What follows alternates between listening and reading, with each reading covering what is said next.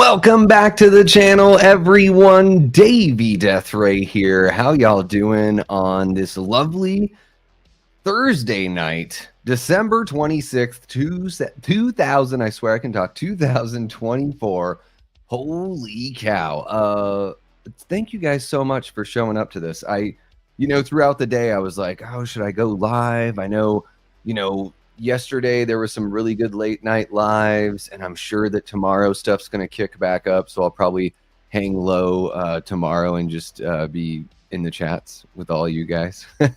So yeah, I figured I'll hop on late tonight. Also, I've been sort of a little bit inspired by Garrett from Born to Be Rad. Shout out to Garrett and everything he does on his channel. But what I really like about what he does occasionally is these really late night, he just goes on by himself late night. He's out on the East Coast, so it's extra late out there for him than it is for me out here in Arizona, where it's just after 9, not so bad. But I was thinking, you know what, you're going to pull in some of your regulars. Maybe you'll pull in some people that peruse YouTube, later on in the evening, and maybe you'll get some, a few new folks who might enjoy what we do here over at the Davey Deathray channel. So I really appreciate you guys kicking it here with me. I hope you all had a lovely, lovely Christmas. It was a bit of an odd one for the Deathray and Conway family. We can get into that here a little bit later, but I want to hear how your guys' Christmas was. Let me know what you did. If you got anything cool, if you gave any gifts that just totally rocked, one of your family members or a loved one's world, let me know. I'm totally interested. I need to feed off of some of that because we had a bit of an odd one out here in Arizona. So, yeah, guys, look at Santa just staring at me. That's AI Santa. So I use this program called vidIQ. If you guys have a channel, for folks like Dean out there who run their own channel, vidIQ is really, really cool. It's not too pricey or anything like that. And everyone gets so up in arms about AI, but really, I guess the way I feel about it is like, sure, it sucks when like Coca-Cola uses AI because they make billions of dollars every year. Or like a film company, Warner Brothers, Sony, Marvel, whoever, but I'm just a guy on YouTube. I mean, what am I supposed to do? Like pay people for this for my hobby just to create art? I don't know. I think look at how happy AI Santa is. He's so happy to see me. He's actually maybe a little bit too happy and staring a little bit too much. So yeah, guys, let me know how your Christmas was, what you got for a gift. And holy crap, if you sat through that dreadful Seahawks Bears game, let me know that in the chat as well, because that was god awful. And if you're watching after the fact, thank you so much. Really appreciate you. Don't forget to like, subscribe, share with somebody you know who would love this kind of content. And membership is only $1 a month. How about that? What's happening, Shay? Great to see you, man. Hope you had an awesome Christmas, and I hope everything across the pond is going well for you.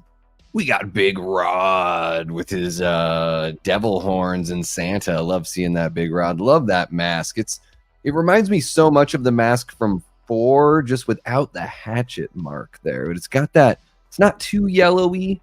It's not yellow like Jason Takes Manhattan yellow.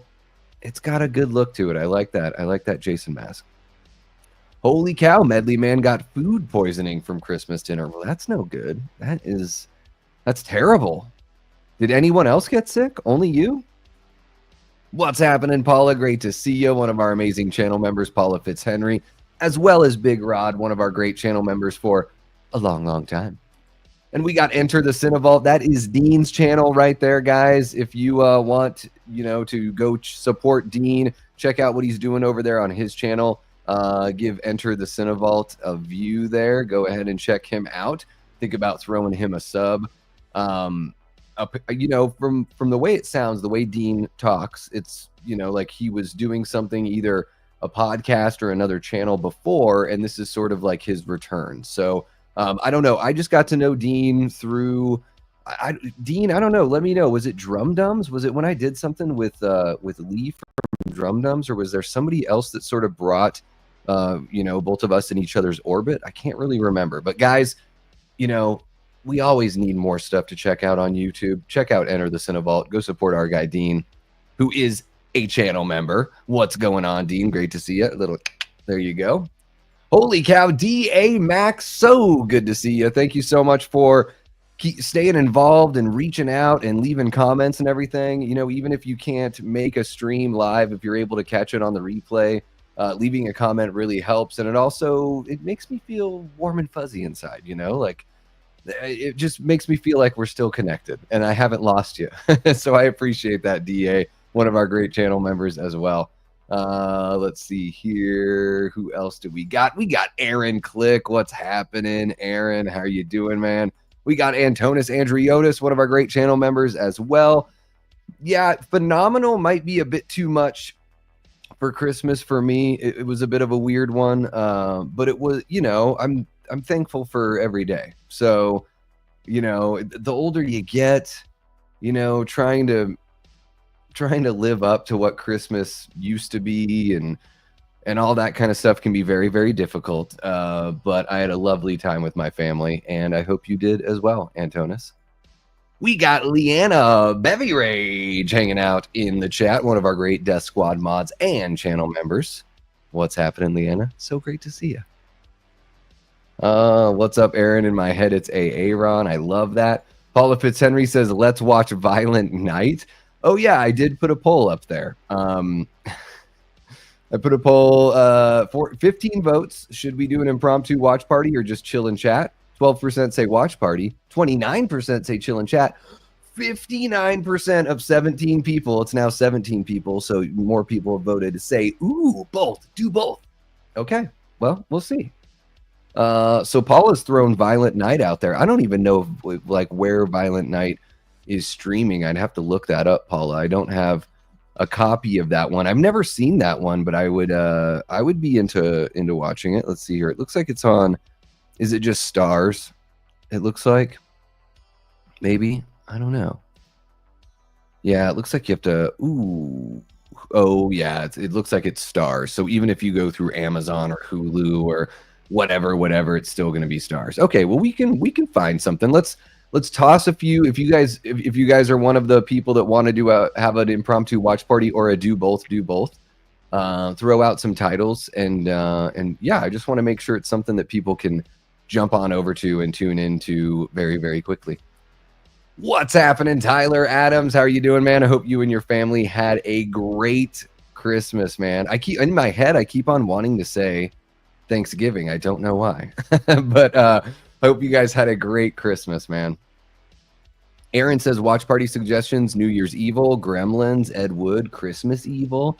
All right, Christmas Evil, I actually just watched that for the first time on Christmas night, very, very late. I probably fell asleep there was probably 20 minutes left, something like that. So I say I watched it, but I didn't make it through the whole thing. It was like 3 a.m. when I fell asleep. So give me a fucking break. I'm kind of old.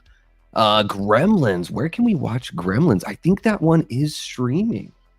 Let's see here, because I haven't watched Gremlins this holiday season yet. There's been a whole bunch I haven't watched. I haven't been able to watch Scrooged because it just really, really hits me really hard, and it's been a rough one. The past 6 months or so, especially the past month, have been really, really rough here for good old Davey Death Ray.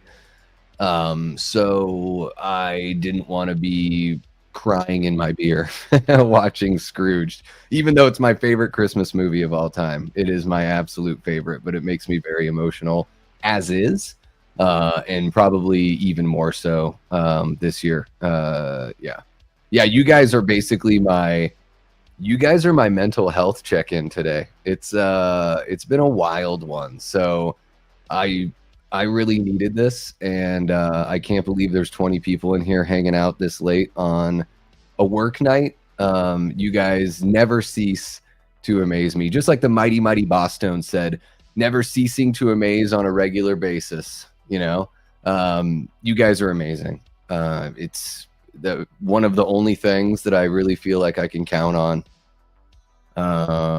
is you guys. So through all the ups and the downs, I'm just so happy that y'all are here. Thank you so much for kicking it with us. And Aaron, I'm really digging Gremlins. I don't know. Like, let me know, guys. I know people have mixed feelings about some of these movies that are very popular. Everything can get overhyped. I know, there's got to be some people out there that are like, ooh, Gremlins, but I actually think like I love that whole like Amblin like 80s feel, like that Spielbergian, whether or not he's directing or just producing, like I really like that feel. So Gremlins, I feel like that's a really, really strong contender here. And Aaron, I am thinking about doing a New Year's Evil watch party. If you guys wanted to do one on New Year's Eve, could be kind of fun. And we could do something relatively early on New Year's Eve. I don't know. Like, I've never been, ever since it's odd. When I was a kid, I loved New Year's Eve. I had all that energy. Staying up till like 3 to 5 in the morning was like no big deal. And then the older I've gotten, the more I've just been like, we just had a holiday a week ago. Like, do I need to like do this all over again? So yeah, we can put together something fun for New Year's Evil. I've never seen it, so I would watch it first, and then we could do a watch party, and I would have already have seen it by that point. So yeah, we could definitely put that together. Let's see here.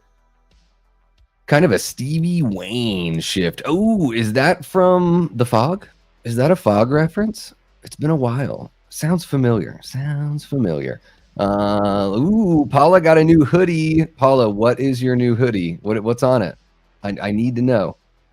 Yes, vidIQ totally rocks. Pay for your marketing, small independent guy. Yeah. Well, people that don't understand things, Dean, they just run with a bunch of bullshit. Like you see it on Twitter. Like people that like refuse to watch Late Night with the Devil because there's like 8 seconds of AI images. It's like, this is an independent film.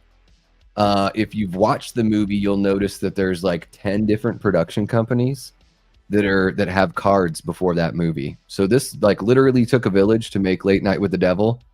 And guess what? The person that used the AI to develop those images, they were getting paid. So AI is only weak when you're stealing stuff from other people, or if you're replacing actors is really the only time I would have an issue with it. But yeah, especially independent people, it's like, whatever, What's happening? T. Parker Evans says, Merry Christmas, Davey. Saw Nosferatu yesterday and ended the day with Terrifier 3. It's a new Christmas tradition. Hell yeah, man. I still haven't seen Nosferatu. I've heard mostly really great things, a couple lukewarm things, but mostly really, really good. I was thinking about going to see it tonight, but decided to hang out with you guys instead. So maybe I'll check it out tomorrow. I've actually reached out to a couple friends to see if they want to be my movie date and check that one out. What's happening, Mark? How are you doing? We got Mark from Tales from the Shelf. Speaking of Nosferatu, Mark just dropped his review of Nosferatu on his channel. So if you've not checked out Tales from the Shelf yet, you got to check him out. Mark has been on the channel here a few times. He was on Late Night with the Davey. And then like we just clicked so well on that episode of Late Night with the Davey that he came on back and we did some versus battles where we pitted Alien versus Aliens. And then we did the original, the Rick Rosenthal Halloween 2 versus the Rob Zombie Halloween 2. And that was a lot of fun. Those live streams were great. Mark, I hope you had a very, very Merry Christmas, man. Hope everything is great with you and yours. And come the new year, let's take another stab at it. Let's do Terminator versus Terminator 2. That would be really, really fun. Aaron says, I hope AI Santa doesn't revert to its military mode and wreak havoc. Let's hope not. Big Rod says, mine was awesome. I cooked a turkey, a ham, and burnt ends. Hella sides, and it was worth it all. My family in the house. 4 generations in the casa. That's incredible, Big Rod. That all sounds really good. Turkey, ham, burnt ends, a bunch of sides. I'm coming to your house for Christmas next year. Yeah. Or Leanna, I might go out and bug you for Christmas next year. We'll see. Somebody, regardless, I'm not going to be spending Christmas in Arizona next year. I'll be having some fun somewhere else. So we'll see. Only you that you heard of, Medley Man. Oh well, maybe you just got some little 24-hour bug or something. Antonis bought himself a Sony player for Christmas that plays Region B and Region C discs. Antonis, is it a Blu-ray or a 4K or what is it? I'm curious to know, man. That's really, really cool. Love that. Apparently most people didn't try the cheesecake, so it might have been from that somehow.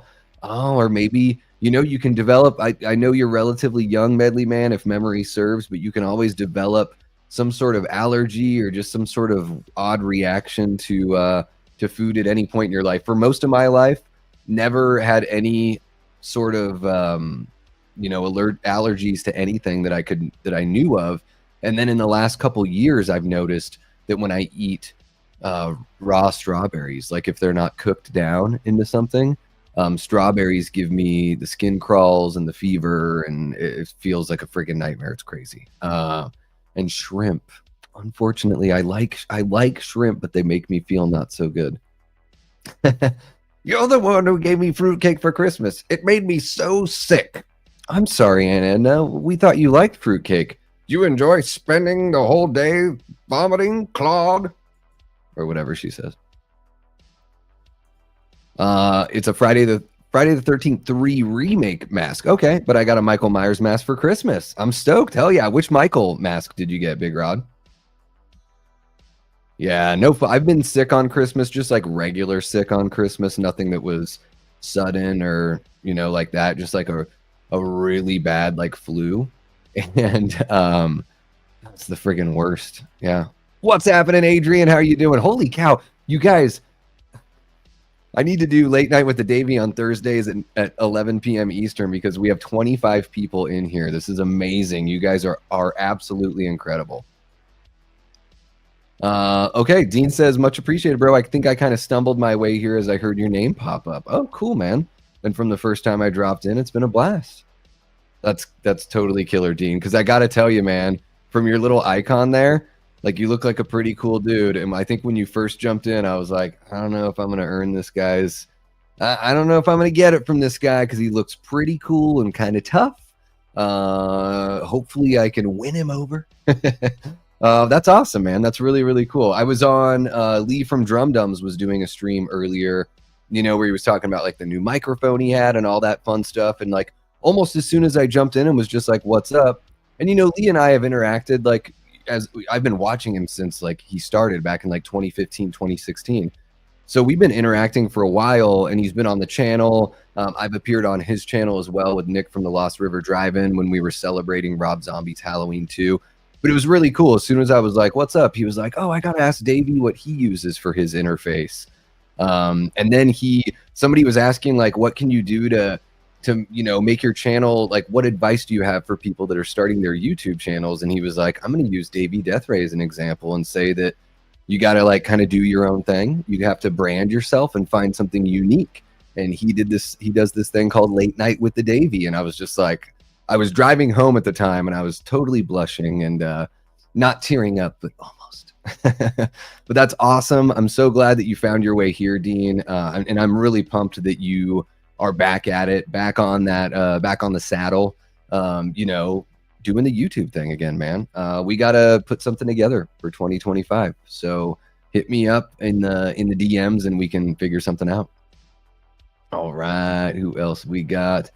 Oh, dang. A graveyard shift that you couldn't make. And I bet everyone at your work, Medley Man, is probably like, oh, this guy, friggin' Medley Man, got too drunk at family Christmas and had to call out in his shift. And literally you're probably sitting there making waffles and pancakes. That's what I call it when it's coming out both ends. I call it making waffles and pancakes. I don't know why. I just came up with that one time when I was hungover and had a similar experience. All right. No worries, Big Rod. Yeah, it was odd because my parents, so on Monday, the plan was on Christmas Eve, we were going to hang out at my sister's house. And then on Christmas Day, we were going to do dinner at my parents' house. And on Monday, my parents reached out and they're like, we're both sick. We have to cancel. And then on Christmas Eve, they were like, we're feeling a little bit better. They both showed up at my sister's house. And then the next morning, it was like, now we're even worse. And then one of my nephews was sick. It was odd. So yeah, it was, Kind of a strange one, but there's always next year, right? It's on Amazon. Yeah, well, so Violent Night, can you watch it on Amazon without the stars package? I don't know if you can. Let me see here, Paula. I'm gonna look it up. Violent Night. Yeah, so it looks like you can rent it for $4.19. And I don't want anyone to have to rent it. But Paula, let's put that one let's just put that one on hold until next year. Maybe it'll be streaming somewhere next year and we can do a legit watch party with it. That would be fun. Medley Man votes for A Christmas Story as the movie. Last night I watched A Christmas Story and then immediately I did a double feature, A Christmas Story and A Christmas Story Christmas, back to back. Guys, I am so friggin' serious when I say this. Not only is A Christmas Story Christmas better than it has any right to be as a legacy sequel that's that far down the line. I mean, the original came out in 83 and then the sequel comes out in 2022. So almost 40 years. Not only is it better than it has any right to be, I think it's like right there with the original A Christmas Story. For me, it's right there. No joke. It cracks me up. I think Peter Billingsley falls right back into the Ralphie role. You've got Flick and Schwartz coming back, the same actors. I haven't seen them in anything since A Christmas Story, and they're good here. And I know 100% if you had brought in ringers, if those guys weren't available and you just brought in people, there would be something weird with that chemistry. But man, I think that's such a huge thing for legacy sequels. Any kind of sequel where there's a big gap. Like when they do the Zoolander sequel that's like fucking 20 years later or whatever the hell. Even the Anchorman sequel that has like moments, but it's not really like a straight up funny movie like the original Anchorman. But they recapture that magic with A Christmas Story Christmas. It's got a lot of heart. It's really, really good. Actually, I want to read you guys a line that I typed out last night. There's a moment when Ralphie is like going to give up on trying to be a writer. That's like his thing. Grown up Ralph wants to be a writer for his career. And there's this quote. I typed it out. I'm going to read it to you guys. It just like really, really resonates because I spent a lot of my life, chasing creative dreams, hoping that they could be a viable future and, playing music and all that stuff. And he says, "It wasn't the lack of success that bothered me. It was the sting that laid in the belief that I still had something meaningful to say." It wasn't the lack of success that bothered me. It was the sting that laid in the belief that I still had something meaningful to say. That just like blew, like last night, I'm like, I have to type this out because I'm going to use this quote as a fucking compass for like the rest of my life. And especially going into 2025, to try to propel myself to something positive before things get even worse. Watch that Wolves match. Ooh, you guys are talking about some soccer. Actually, It's a Wonderful Life would be pretty easy to find. I think it's public domain now, but it's so long. It's so long. What's happening, Blu-ray Addict? Great to see you. Really appreciate you kicking it here with us. That is awesome to see you joining us. Christmas used to be my favorite holiday when I was a kid, but now it's not even top 3, says Antonis. I hear you, Antonis. I mean, Halloween for me, I love a good 4th of July. There's just something fun about that. Christmas is tough once you're not a kid. It's just not nearly as fun. A lot of pressure. Yeah. Christmas Vacation is always amazing and funny as well. Yeah. Yeah, I don't want anyone to have to pay for Violent Night, but we'll do it next year. Yeah, Gremlins is on Max. So is Christmas Vacations on there as well. Yep.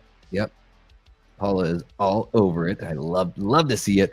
What's happening, Gavin? Great to see you, man. One of our amazing channel members, Mud Nelson, Mr. Gavin. Hope you had a great Christmas, man. Really appreciate you kicking it here with us. Let's see who else we got. I know I fell really behind the chat. Antonis says Nosferatu is the final 2024 horror movie I want and will see. Yeah, I'm gonna go see it. I don't know if I'm gonna go see it by myself or if I'm gonna go catch it with a pal. We'll see. On Christmas, I rewatched Krampus. I still think it's a great comedy horror. I think Krampus is a lot of fun, Blu-ray. I think it is. I love myself a good folklore horror. And you're right. There's some really good comedy that totally works. I think the only issue with Krampus that I when people are lukewarm on it is there's a lot of a whole bunch of stuff, not very much Krampus, and it's called Krampus. I think that's something that sort of holds people up a little bit. What's happening, Prince? Merry Christmas, man. Really appreciate you jumping in as well. Tyler saw Nosferatu solo last night after the fam went to bed. Hell yeah, man. That's nothing, I think back in the day, it used to be one of those things where it was like, oh, how sad to go to a movie by yourself. But now it's sort of like, no, I'll go catch that like 11 p.m. show. When I saw Terrifier 3, it was just me and one guy in the theater. Oddly enough, he sat right next to me. Funny guy in a clown costume, but also dressed up as Santa. No, I'm just joking. It was just some guy like way up in the front. It would have been what I should have done. I should have gone down there and sat right next to him and been like, big gulps. All right. Oh, me too, Blu-ray. I'm behind on so much. I would imagine, Antonis. I would imagine there are, but please no spoilers. If you start spoiling stuff, I'm booting you right out of here. I do not give a fuck right now. All in on the meats this Christmas and New Year's Eve for sure. Hell yeah, man. Raymond, what's happening, Raymond? Great to see ya. Really tired, so I can't stay long. We'll watch the replay. Saw Scrooge yesterday, and it was fun. Saw Krampus too. That was fun too. Hell yeah, Raymond. Well, Merry Christmas to you and yours. I hope you're feeling better and everything, and your recovery is going well, man. And yeah, absolutely catch that replay. It sounds like we might watch some Gremlins. I can't believe this right now. There's 33 people in the chat. I just absolutely cannot believe this. This is my best attended live stream I've ever had that's not a late night with the Davey with a guest. Because you guys are great. When I'm solo, I always got my core people. But then when I bring somebody like Lee from Drum Dums or Christian from Planet CHH or Cody Leach or something, that's when we get past that 30 number. This is amazing that you guys are popping in here. I want to remind everyone really quick, liking the stream is totally free. That's awesome. If you're not subbed yet, just go ahead and give me a shot. Check out what I've got here. If you're disappointed, I won't blame you for moving on. Trust me, plenty of people in my life have moved on in my real life. So if you sub and you decide it's not really your thing, no big deal. And there's a poll in the chat here. I want to check on that. 27 votes. 15% of people say they want to watch party. 41% say chill and chat. 44% say, ooh, both. Do both. All right. So it seems like at some point we might watch something. It seems like that. And Antonis, that was a 4K. Awesome. I still need to get a 4K player because I have 4K discs. I have a 4K TV, no 4K player. But if you throw me some cash over there in my Venmo QR code, maybe I can snag a 4K player. All right. Robert Eggnog's Yesferatu cult classic instant. That's awesome, Prince. That's a great chat right there. Holy cow, we got Dominic Johnson just became a YouTube member. Thank you so much, Dominic. Really appreciate you, man. Have you popped into the chat before? Your name looks a little familiar, so let me know. Sometimes I forget. If you've only been here once or twice, I may have forgotten. But yeah, let me know and welcome, man. Thank you so much for being a channel member. Let's see here. There you go. Aaron says he suddenly became gluten intolerant. You're so intolerant, Aaron. There you go. Leanna throwing out the welcome. Yes, Dominic, welcome, man. Visually stunning. Story was pretty simple. Great performances. Yeah. I mean, I expect the language, like the dialogue, to be really interesting because Eggers is always really good with that, And yeah, the performances, other than I've never been sold on Aaron Taylor Johnson. I don't think he's really that good. Lily Rose Depp, I don't know, man. That's a big prove it for me. Like I'm sort of not against, but anyone that's a child of an actor, it's like, okay, great, prove it. Like prove to me that you deserve this job. And this is really weird too. I'm not saying that Lily Rose Depp is ugly, but what I am saying is I don't find her particularly attractive. And maybe I will as she gets older. I don't know. But to me, I'm just sort of like, it looks like it looks like if they took Johnny Depp and they did an AI, like make Johnny Depp a girl kind of thing. There's something like that just sort of looks, I don't know what it is. I don't know what it is. But I'm one of those weirdos where I think like Anya Taylor-Joy is attractive, but she's got kind of an odd look, you know. And but I've always been a Rachel Lee Cook guy, so what the heck do I know? Let's see here. What's happening, Brett? Great to see you, man. Hanging out with the columns, marble columns. Hope you guys had a great Christmas, man. Really appreciate you jumping on in.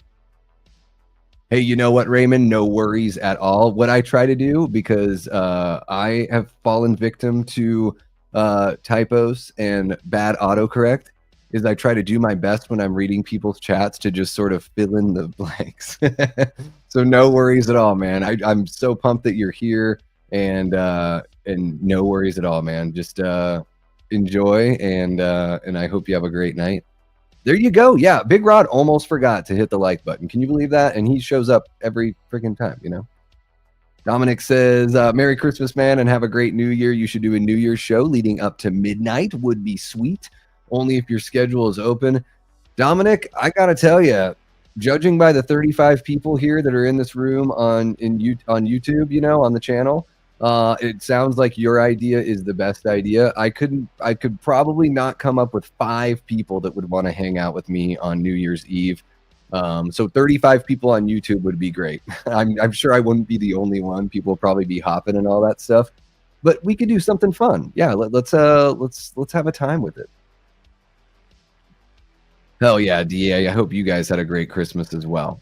I'm so thankful that I got some good time with my family. It was like a really, really good recharge, you know, getting to see my nieces and nephews. Got to sing some karaoke. That was really cool. Sang a little Elvis Costello. And what else did I sing? I sang something else. And I'm just blanking on it right now. But yeah, really, really fun time hanging out there. Let's see who else we got here. Just catching up. Holy cow, we got Eli Cortez, one of our great channel members and Death Squad mods. How are you doing, Eli? Hope you and yours had an awesome Christmas, man. Great to see you. I've seen you pop up on some chats here or there. I was in the chat over on Our Life in Horror earlier, but I was driving around, so I was like able to use the mic and just say what's up, and then I may have missed you in there if you said hello, but I wasn't ignoring you. Don't worry. I just have a little bit of the burps because I had a little salad before I jumped on in here. You know, some mixed greens and a little green apple and some Italian dressing. Just a little salad. You know, keep it nice and light. Holy cow. Cody Leach, the man, is in the chat. Says, A Christmas Story Christmas was a mediocre legacy sequel until the third act. Then it becomes the movie that makes me the most emotional during the Christmas season. Yeah, Cody, I saw your tweet about that, and I was like, oh, I should reply to his tweet. And then I was like, oh, you know, he won't see my reply. I don't know what it is about that movie, man. Everything works for me in that movie. I mean, the third act is great, but like there's something about that movie. Since the first time I saw it, I was just like very, very skeptical, you know, very like, how can they do this? Like, how can they make this work? But to me, so much of it works, especially Peter Billingsley really brings that like boyish charm that he had when he was a little kid. I really do feel like it's Ralphie grown up. I completely believe it. And I know what you mean. Like, I think, you know, it's tough with legacy sequels, but yeah, all the stuff with the old man, with him like getting to realize his dream, and then it bleeds right into the original Christmas Story, which is the crazy thing about that is you can watch A Christmas Story Christmas and then follow it up with A Christmas Story. You could do like a reverse watch because it all bleeds into the Gene Shepherd, you know, at the very end of the movie, I'm getting goosebumps just talking about the very end of the movie bleeds into the Gene Shepherd narration. And, you know, I know that Billingsley doesn't have the exact same voice as Gene. I'm glad that he's not trying to do an imitation, because I think he really does bring something there that's his own and very fitting. But Gene Shepard, to me, is just one of the most charming, creatives of all time. Like the way he writes and the way he talks, the stream of consciousness. I mean, it's like he was syndicated on the East Coast, and he would go live, like, I don't know if it was weekly or a couple times a week, but that was sort of like, what we do here when we go live. It was sort of like, the precursor to just, turning on a mic, starting a live stream, and seeing who tunes in, right? And yeah, I could go on and on about A Christmas Story Christmas. I think what I'm going to do is next year, I want to do something to really celebrate it. I'm going to reach out to Peter Billingsley and see if I can get a little word with him about it, because yeah, I really dig it. I totally get why it makes you emotional, man. They hit those points really well. And I think the comedy hits really well. I love the bit with the carolers. Like when they're on the ground, like shuffling around, and the wife is like, "What's the big deal? I used to carol." And the mom's like, like, there's just so many moments where I'm like, oh, like I love how it's got the absurdity and the charm of the original. Let's see here. Tyler Adams. And again, Cody, thank you so much for jumping on in, man. Really appreciate you. I'm still trying to watch I Trapped the Devil since Cecil recommended it the other day. I saw that on a couple spots. I think it's on Shudder. I heard about that's sort of like a low-key good Christmas movie. Haven't seen it before. Haven't seen it. Yeah. Cody, I did that yesterday. It was very, very satisfying. Really, really cool. What's happening? Brett coming over from Drum Dums, and all the good names are taken. Are they still are one of those guys on right now? All the good names are taken? Are they live? Wild. That's wild. Let me catch up with everybody else. What's happening, Ryan? How are you doing? So great to see ya. Gavin says Krampus does not hold up. I hated it the second time around. I tried to watch it this year multiple times and ended up falling asleep like a half hour before the end. I do think that, yeah, we need some Krampus interjected in there earlier on. In that first hour of the film, we need some Krampus, and not just, we need at least some sort of good shot of him. Yeah, it's weird. It's got a bunch of really good performers, Adam Scott, Toni Collette, David Koechner. There's the lady that plays the aunt, who I've seen in like every friggin' sitcom. I feel like she was she the maid on like 2.5 Men or something? I feel like she's been all over the place. She's really good there. But yeah, for whatever reason, it just it hasn't stuck with me as much, Gavin. I don't know if I would put it in a not hold up category, but it's definitely not a must watch every year. It's not that, for sure. Tyler says it was packed for the showings of Nosferatu. That's good to hear, man. That's great to hear. It's and I saw Daniel from the Cobwebs channel did a review of that. Shout out to the Cobwebs channel. If you don't sub over there, you got to check him out. I mean, the guy is so passionate about film, and I mean, talk about stream of consciousness. It feels like he hardly edits when he does a review. He remembers so much about the specifics of not only the performers' names and what happened in the film, but also he's so articulate when he describes them.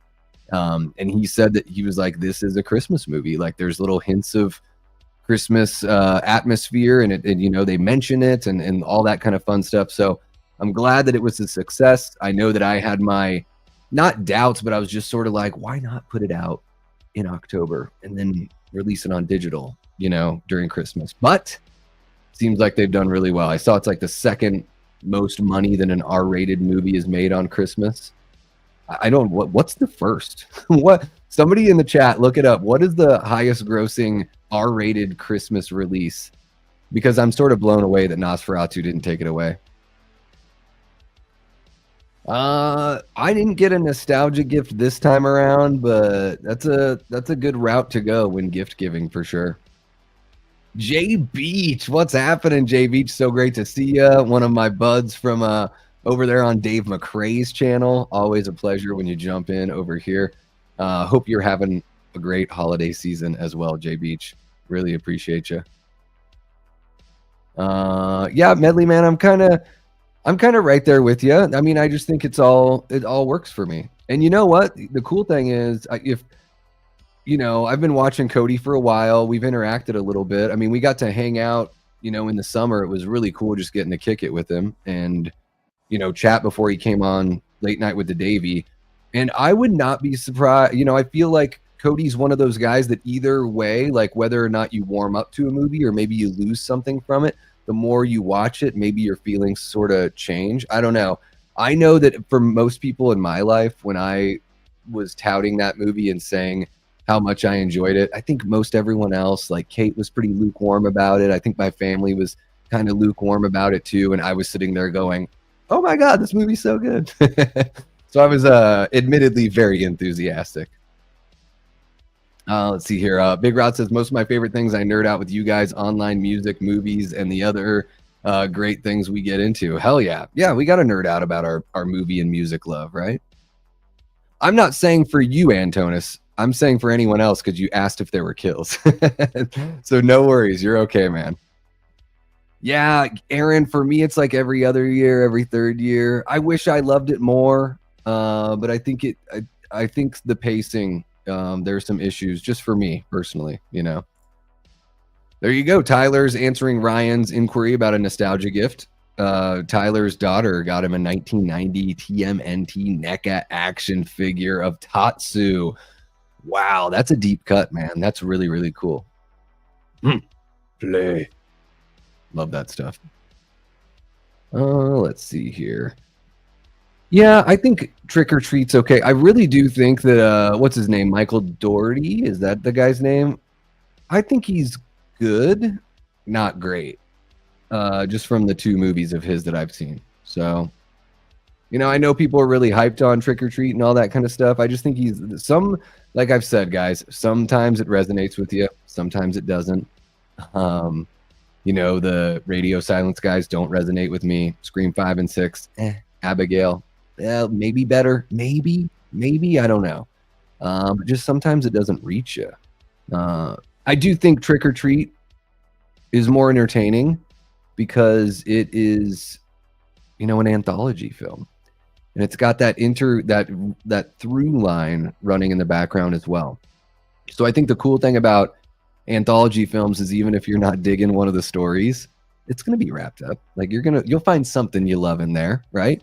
And maybe Krampus, maybe it would have been cool if it was a little more like an anthology. Maybe. All right, Ryan got a Blues Clues blanket and plushie. Well, that is nostalgia for sure, Ryan. I'm guessing you were maybe born in the 90s sometime. You don't have to out your age or anything like that. Yeah, I would imagine Tyler and I are probably around the same age. So yeah, like Ninja Turtles would be very, very nostalgia. Or like a video game. Any video game makes me think of being a kid. I always ask for video games.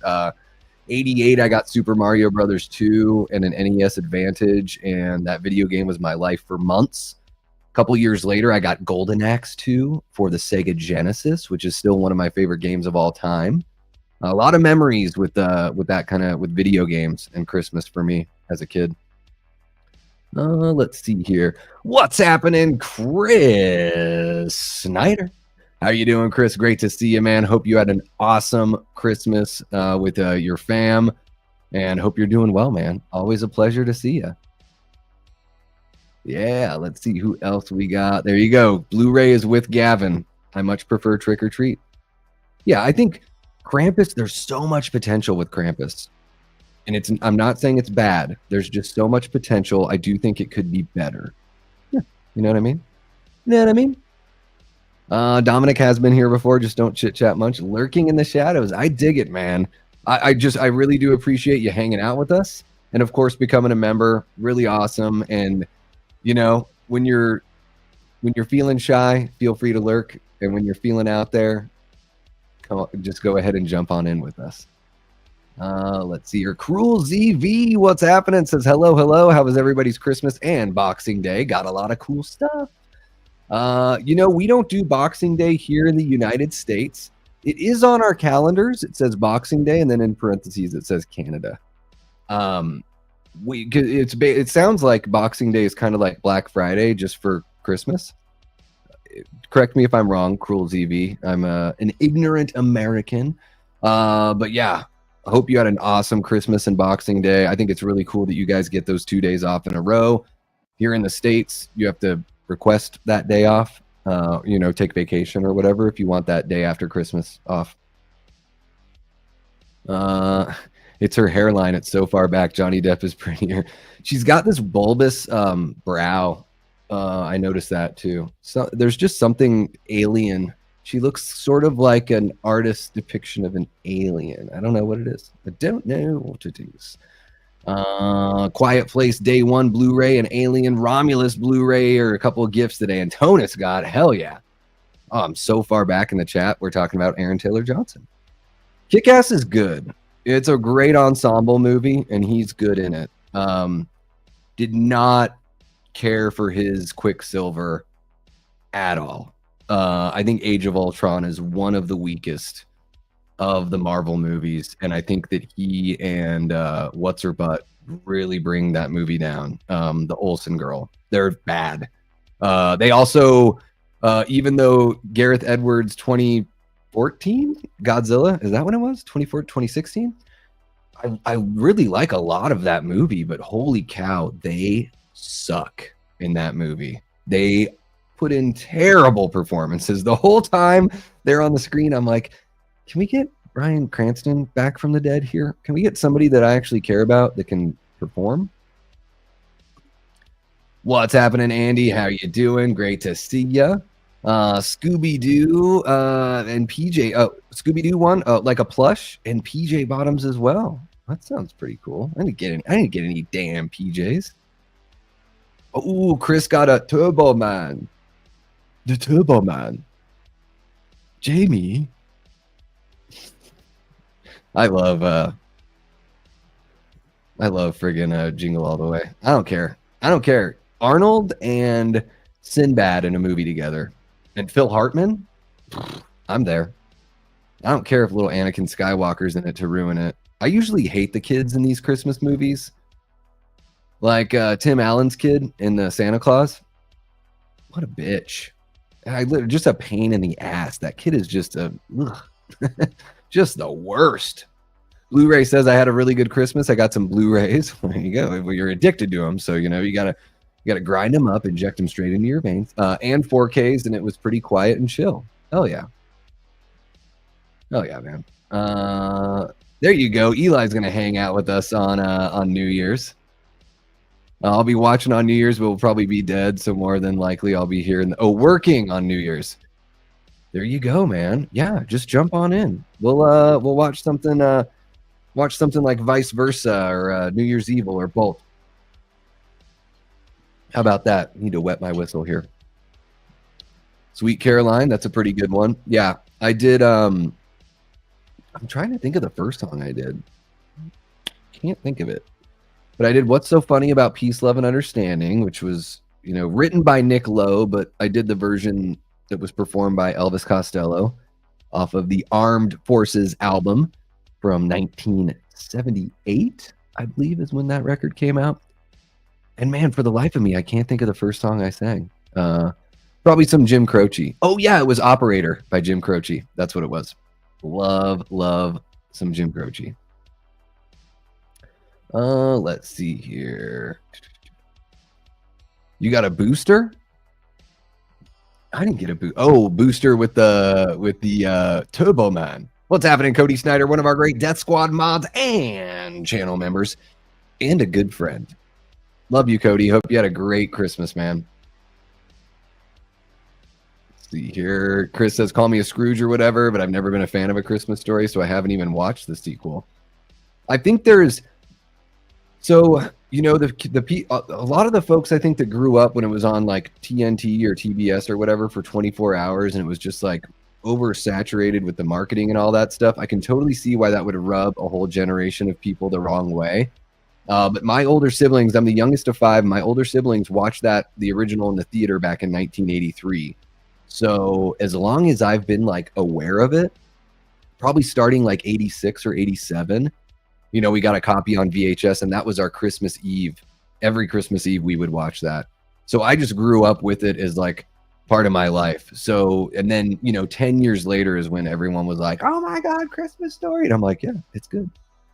I know sometimes it can be tough, Chris, to sort of like take that step back away from all that hype, and all that can be really, really distracting and really difficult. But I do think, I mean, I know you're, a smart audience member and a really great film fan. I do think that objectively it's a really well told story. I love the fantasy elements. I think that they're over the top in just the perfect amount. And I think there's something really wholesome and sweet about seeing that like Midwest family in the 40s. Yeah, I find it charming. I find it charming. What can we say? Oh, I'm way behind in the chat, Andy. I don't know if there's about 30 people in here, and we're making everyone feel special. This is my mental health check-in. And talking about booster, this is my mental health booster right here. Cody Snyder with the $2 super chat says, "Who's your favorite mod?" That is I just can't. I can't. You know what? I'll say one who's not even in here. Jamie Hart's my favorite mod because she was my first mod. You guys are all my favorites, Cody. Come on, I couldn't pick just one of you. Thank you so much for the $2, man. Really appreciate you. DA is into a New Year's stream. Hell yeah. Let's see here. You guys, I love all you guys equally. I can't pick between my children.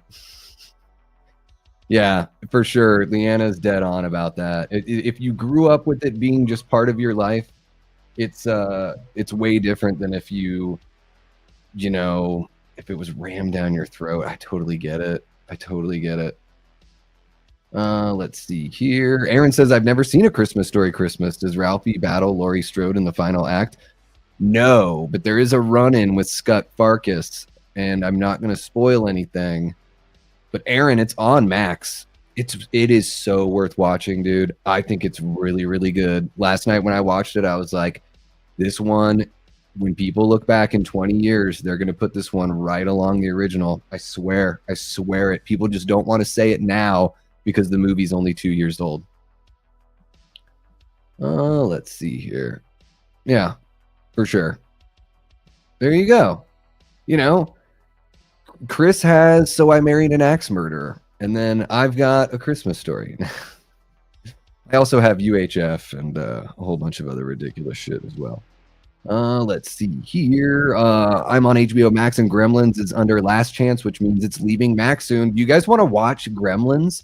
Let me know in the chat, or hit me up with some of those reacts. Throw me some of those sweet little hearts or party hats or something if you guys want to pop on a movie and chill out for a little bit with that. 33 votes. Looks like about 60% of people either want to do the watch party or do both. So yeah, let me know. Throw me some of those sweet little reactions. We should absolutely watch Gremlins, says Chris Snyder. I know I'm so behind on the chat, guys. I'm going to catch up here, okay? So don't get mad at me if I miss your chat. If it's very, very important, just let me know that I missed it and ask me again. There we go. Blu-ray says, "Last year I watched A Christmas Story and the sequel for the first time, and I think both are well-made movies, but they're not going to be movies I watch every December." Fair enough, Blu-ray. Fair enough. We got Pat, that Halloween movie collector, in the chat. What's happening, Pat? Great to see you. Says, "Merry day after Christmas, folks." Popping in to say, hey, have to head to bed. Totally get you, Pat. Hope you have a great night's sleep and an awesome day tomorrow. And we'll chat sometime soon. Guys, if you don't subscribe over to Pat, that Halloween movie collector, there you go. Go give him a shout. Go give him a shout. Go give him a shot. All that stuff. Let's see here. Yeah, Christmas Story and Black Christmas. Bob Clark did a full 180. He certainly did. I think that's one of the great things about him as a director. Very versatile. There's moments of humor in that original Black Christmas that I think are really kind of sweet and wholesome in a way that A Christmas Story is as well. Even though they might have like a little raunchy tinge to them, I think that A Christmas Story has that as well. A little bit of a tongue-in-cheek, slight adult kind of sense of humor, but not really going the full way. I like it. Let's see here. Oh, there it is. Conchetta Farrell. She was hilarious. Yeah. Oh, R.I.P. I did not know she had passed away. Yes, she is a great performer. Okay, I've never really like watched that show, but it's on everywhere you go. You see it everywhere, and so I knew I recognized her. Edward Scissorhands and Mr. Deeds. Okay, yeah, I know I've seen her all over the place. Yeah, she's really, really good. One of the Deadpool movies. Is that what you want to watch right now? If we watch something, we're doing Gremlins. If we watch something. Joe Fierro says, "Sup, y'all? What movies do you think should still be remade that nobody has mentioned ever? Mine are Trick or Treat '83, Deadly Eyes, Teeth, and Chopping Mall." Yeah, Chopping Mall would be interesting because Joe, now if you made it, you would do Chopping Mall, but it would be like Amazon drones that start attacking people in the streets, right? And trying to get into their houses. If that's how you would do Chopping Mall, right? You would call it like, oh, I don't know. What would you call it? Deadly Delivery, Dead Prime, something like that. Damn, Ryan, eating like a friggin' royalty over here. I had delicious steak and lobster with salad and have some wine to go with it. Share some. A couple of coolers. Holy cow. I've only seen Love Actually once. I'm pretty lukewarm on that one. Pretty lukewarm on that one. Yeah, not really that big of a fan of the guy from The Walking Dead that was in that. I think my favorite story is the Bill Nighy story is my favorite one in Love Actually. I'm not a Colin Firth fan. I thought that all that was kind of weird. Yeah. I saw The Holiday a long time ago too. Yeah. Cameron Diaz singing The Killers. Can't get enough of that. What's up, Andy? How you doing, man? I see you. I see you in the chat. I'm so far behind though. I can't answer every single one. I thought Krampus had some funny moments and some legit scares. I knew about the ending and didn't like it. I wanted more of a happy ending. Yeah, it's got a little bit of more of that ambiguous kind of thing there. Well, let's see here. Creep Show or versus Trilogy of Terror. I don't think I've ever seen Trilogy of Terror. Is that like an old Roger Corman one, or is that a newer one that I just don't know about? Brett says, I'm so old I can barely remember the Christmases of my youth. Yeah, that's a tough one. Yeah, getting old sucks, man. Aaron's got a musical recommendation for me. Check out the band Vision Video. They're kind of goth, but not fully. And some of the vocals are a bit Morrissey-esque. Well, you're speaking my language. Leanna actually got me into a little bit more gothy kind of stuff too by getting me into Joy Division. So really appreciate that, Leanna. Yeah, I'll have to check it out. Aaron, send me if you have socials or something, send me a DM. You guys can get my you can get my let me make sure I have all my links and everything in the description here. So you can do a little something there if you want. Let me do that really quick. There you go. All right. I have to also make sure I credit White Bat Audio. If I don't credit White Bat Audio, he's only mean about it if you don't throw him the credit. Love the stuff that he makes. The music that White Bat puts together is great. Okay, Chris said I'm way behind, so I'm just gonna shoot all the way to the front. How about it? Let's see here. Boom, da boom. Hopefully I didn't miss anyone. If you've just jumped into the chat, there we go. We got Lamontre. What's happening? What's happening, Lamontre? How you doing? Christmas story, Christmas surprise, Tyler. Yes, me too, man. Me too. Very, very into it. T. Parker Evans says, I love watching A Bad Mom's Christmas. The Night Before, The Holdovers, and Batman Returns. Batman Returns is a good Christmas, low-key Christmas movie. T. Parker, that's a great picture you have there with the Santa hat and the looks like the Takes Manhattan mask, at least with the yellow light on it. I haven't seen the Bad Moms movies. Haven't seen those. Remakes The Big Rod Wants is a Hellraiser by Damien Leone. Friday the 13th by Womp Stomp. Well, shit. Yeah, I'd buy that for $1. Yeah, remakes. The Prowler. I want the Prowler to be remade. That's what I want. That's on my horror remake list.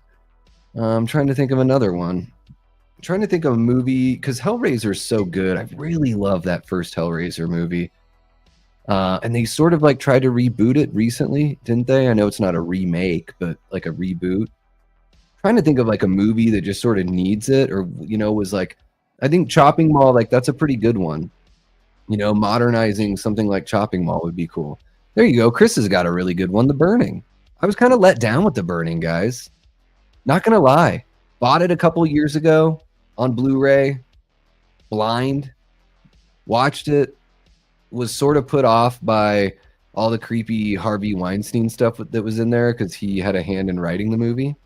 A lot of the really like pushy boyfriend, sexy kind of stuff that I don't know. It's got its moments. Don't get me wrong. It's got its moments. I just don't think The Burning is like, I don't know.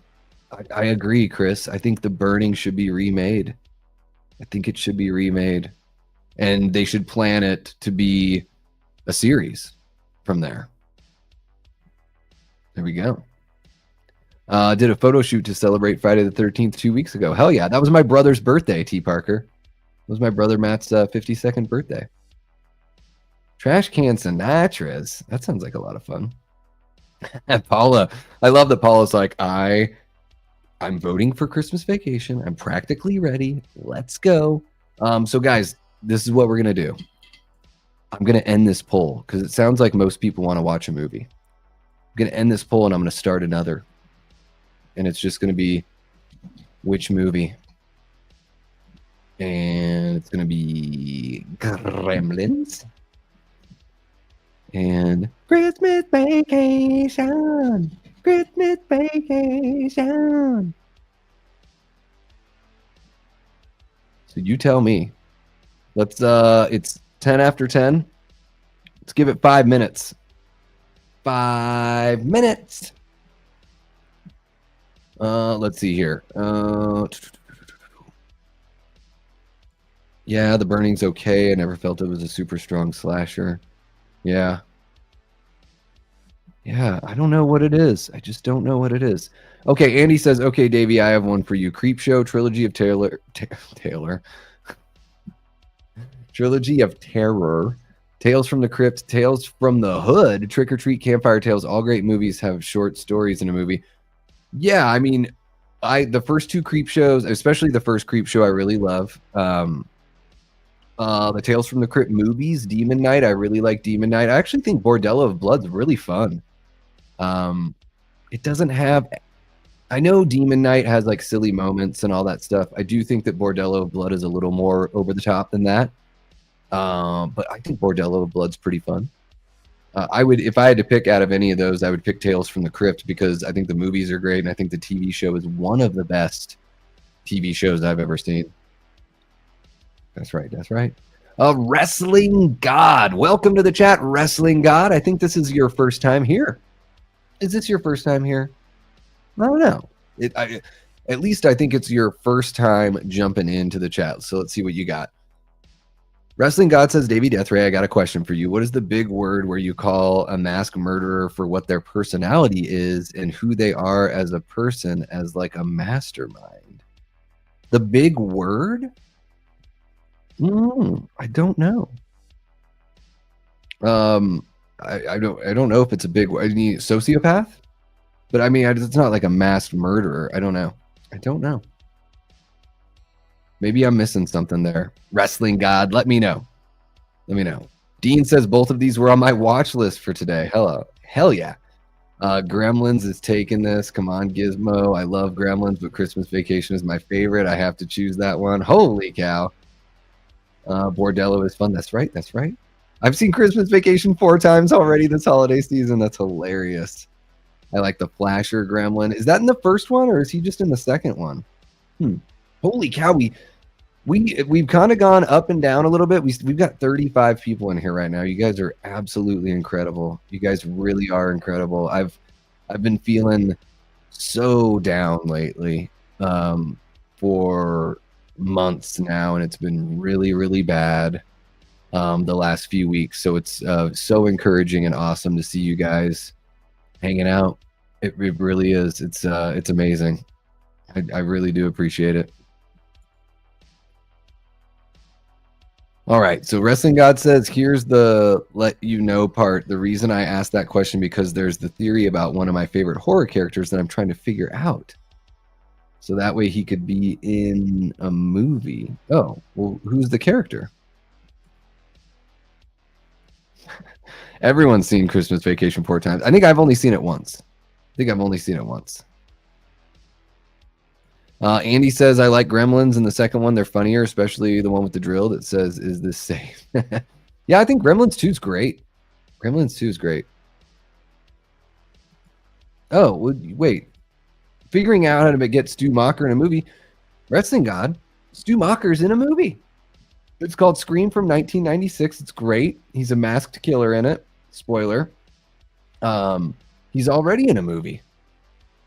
I don't think he has any place in the Scream movies from here on out. If it were my decision, I don't care. I'm not a Stu stan. I love Stu's character, but he died in the first movie. It's as plain as frickin' day. I think it would be the one thing that would knock Scream 7 down to me would be trying to act like Stu's alive. It would cut the legs out from under that movie for me, unfortunately. Oh, I never kissed and tell, Eli. My parents got me like a gift card to Amazon. They got me my favorite cologne. My brother ordered everyone in the family the Marty Moose like eggnog glasses from Christmas Vacation, but not all of them showed up on time. It was a good Christmas. T. Parker, you've never seen Christmas Vacation ever? Well, see, the tough thing about that now, T. Parker, is like, talk about overhype. I mean, it's hilarious, but when that's all you hear about a movie, it can be kind of rough, right? Or tough to for it to live up to it. Yeah, he's got to be dead. There you go. Chris says, I agree, Davey, all caps. And Chris is a Scream fanatic. Chris is putting together, he's wrapping up a series for his channel. He's going to essentially relaunch his channel there, Movie Misfits Videos. So check him out. And throw him a sub here for, when he comes back big time here in 2025, you're going to want to see this because he's doing a version of Who Killed Who, and he's really doing like a deep dive into every little thing. I've seen, he's shown out, he's teased little bits, and he shared some of the artwork and the thumbnails and stuff with me, just on the side. Really, really good stuff. So I'm glad that we agree on this one, Chris, because you are more of the expert than I am. And Chris says, I'm fine with a flashback or hallucination or something, but not alive. Yeah, I think it would be really, really bad. It was already weird to bring Skeet back. How does what's her face know what he looks like? Like, why she sees him the way that he looked at the end of the first Scream movie? How does she know? All that stuff is, I know I'm overthinking it. But yeah, there you go, Cody. Yeah, it was weird. And sometimes people are like, well, what about the mom ghost in part 3? And it's like, that was a dream. So it wasn't real. Only National Lampoon movie I've seen is National Lampoon Loaded Weapon 1. Well, Andy, that's one of the best ones. That's one of the reasons why. So guys, I grew up on like Naked Gun, Airplane, Hot Shots, National Lampoon's Loaded Weapon 1, Top Secret. So that's why when Scary Movie came out, I was just like, what the hell is this garbage? Like, this is not funny. Like, this is, all of these jokes are relying on like really like toilet humor, but only toilet humor. So it's like, I don't mind that kind of humor, but if it's all there is, I ain't into it. Like, I think Scary Movie 2 is the best one of the bunch. And maybe, I think I might have seen Scary Movie 3. I don't really remember. My favorite out of all of those not movies is Not Another Teen Movie, because that was done by a totally different group that had nothing to do with the Wayans or the Seltzers or whatever that guy's name was. It was a totally different group, and Not Another Teen Movie is one of the best parody movies that I've ever seen in my life. Well, they've been talking about those rumors for so long, man, for so long. I really hope they don't bring him back. I think if they bring him back, I'm not going to like the movie. There you go. Chris's new series debuts on February 27th. There it is. Yeah, Senior Trip is fun, man. That was Jeremy Renner's first role. There you go. All right, let's see here. Yeah, it's ridiculous. It's ridiculous. And he's showing up like with the bloody T-shirt or whatever it is. I don't know. It's just weird. Oh man, it's been so long since I've seen Vegas Vacation. Maybe Sam saw crime scene photos. Yeah. I don't know. Maybe. Yeah. Yeah, I can't watch those movies. I think I saw part of one of them. Those movies started just like they weren't even making fun of any other movies. They're just like, here's the Napoleon Dynamite dance. Remember when it was funny in Napoleon Dynamite? Now we're going to do a bad version of it, and it's supposed to be funny just because we're doing the same thing. And it's like, this is not parody. This is just, you have no ideas. Sorry, I'm going to be a big dick about those bad parody movies because they give comedies a bad name. Yeah, all that stuff. Yes, none of those. Ugh. Ugh. No, I've always been a fake tree kind of guy.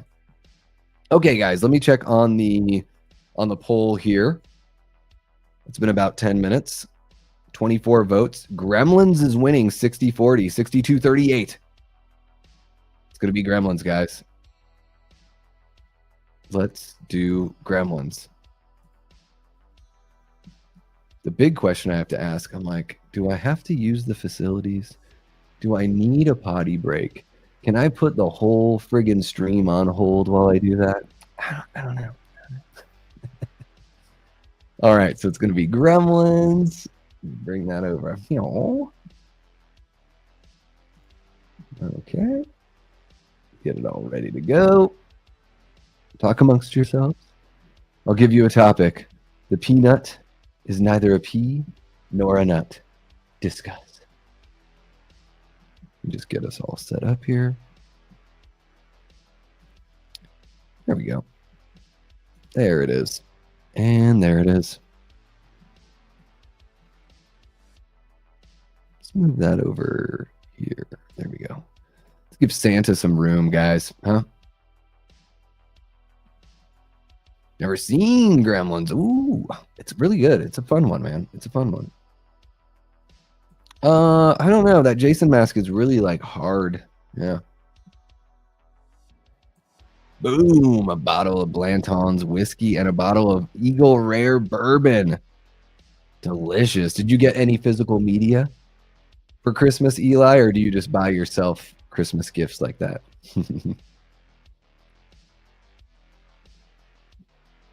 All right, let's see here. I will never not cringe when people say Scream 5 disrespects Scream 4.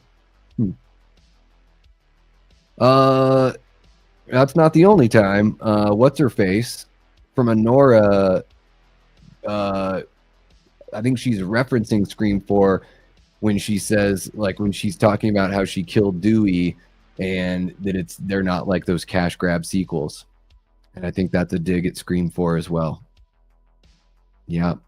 Scream 4 is miles ahead of Scream 5 and 6. So Scream 5 and 6 like needs to just zip the shit up. Let's just do Chris Rock and Will Smith meme there of Scream 4 just smacking the shit out of Scream 5 and 6. Well, Eli, they should last you for a really long time, right? I played the old school Mortal Kombat's Wrestling God. Yeah, I'm not really the new ones. I'm an old guy. I'm in my early 40s, so I was like there when when it was so controversial. Mortal Kombat, a video game with blood. Oh, like everyone was freaking the hell out. I thought it was just the worst. Yes, 4 is fire. Absolutely. Let's see here. What's happening, Ashton? Great to see you, man. Holy cow, we have 38 people in here. This is amazing. Andy, I already answered that. Don't know if you'll see me in the Jason mask. I do appreciate your contribution in the chat and you hanging out with us. But try to stay away from asking the same questions, if you could, please. Thank you. All right. There you go. At least Scream 4 was original. 5 and 6 were inferior remakes and rehashes of 1 and 2.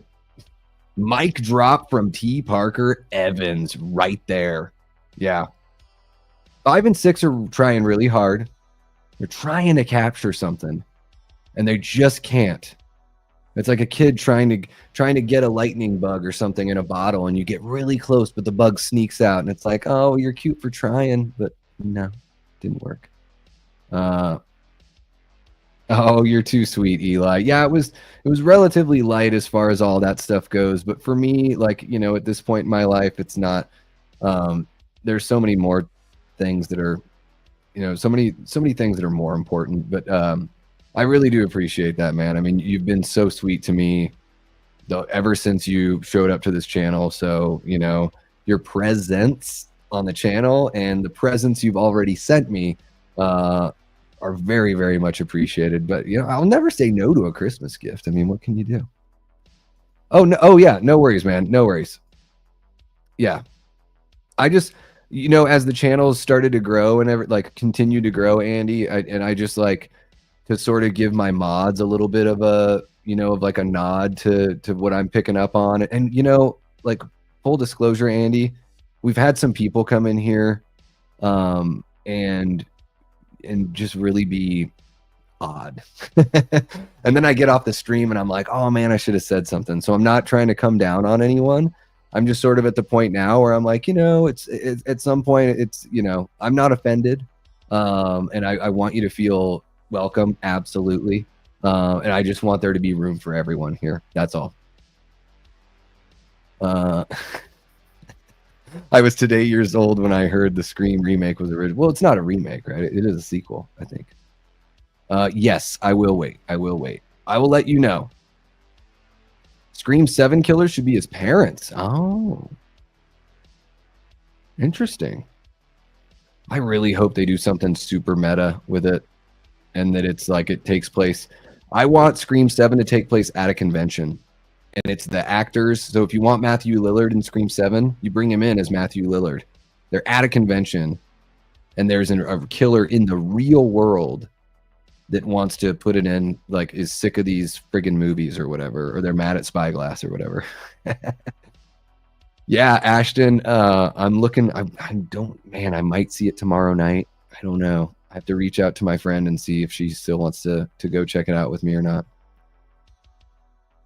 No worries, Andy. No worries. We're all friends here. I just, you're relatively new to the channel. So I just like to, put those things out there. So no worries at all. Okay, guys, are we ready to do this movie? I either need to start it soon or I need to use the restroom and come back and watch it with you guys.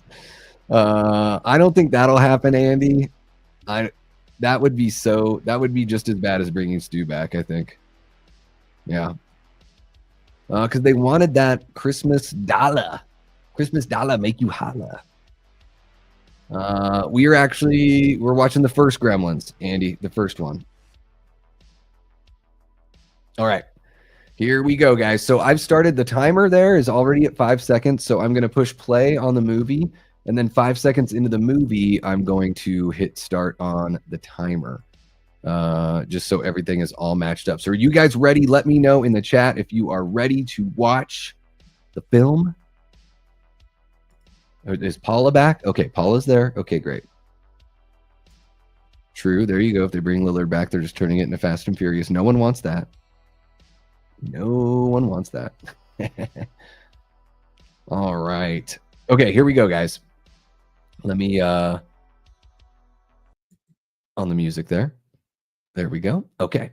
So let's get this guy rolling. Okay. So I'm going to say 3, 2, 1, go. And on go, I'm going to push play. Everybody cool with that? All right. 3, 2, 1, go.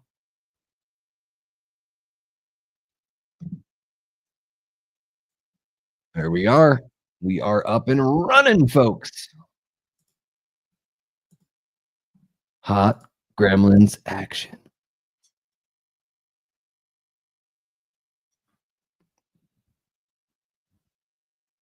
Oh, good old Hoyt Axton.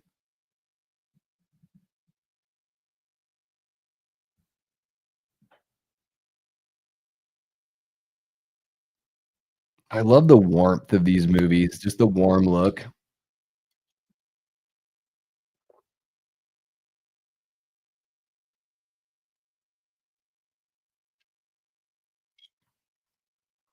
Like, it just has that theatrical, you can tell it's a set, but it still looks warm, it doesn't look sterile, you know? Is that Short Round from Temple of Doom? I'm just joking.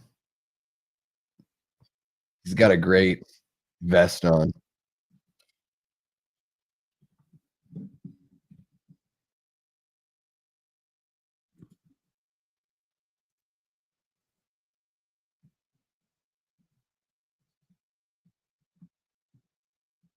There you go, Dean, hell yeah. I'd be down for another one or a reboot, whatever. Tyler says Chris Columbus has the 3rd script ready. There you go. We got some intense screen chat going on. I love it.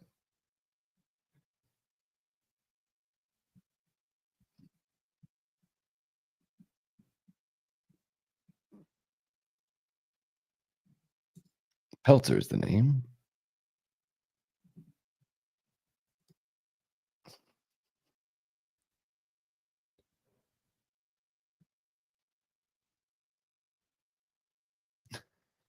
Brushing your teeth with this giant device.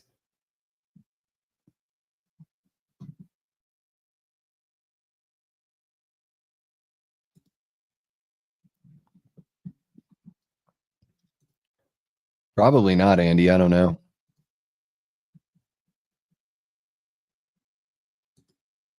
I love everything about Gizmo. Big Rod, yeah, the song is great.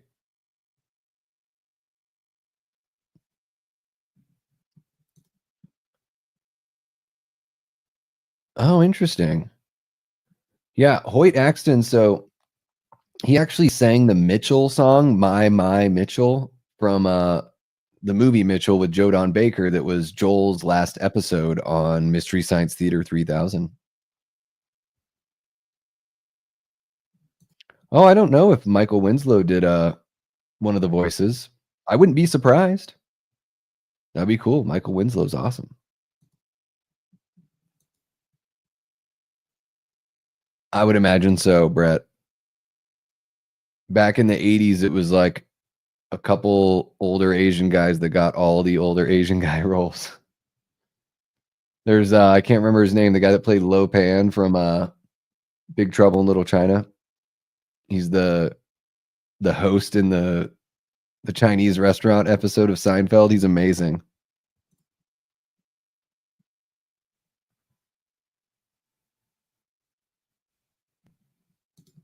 Oh, interesting. I've never gotten into Josh Gad. Um, I really haven't seen him in much. Yeah. I mean, I'm aware of some of the movies he's been in, but I've never seen him.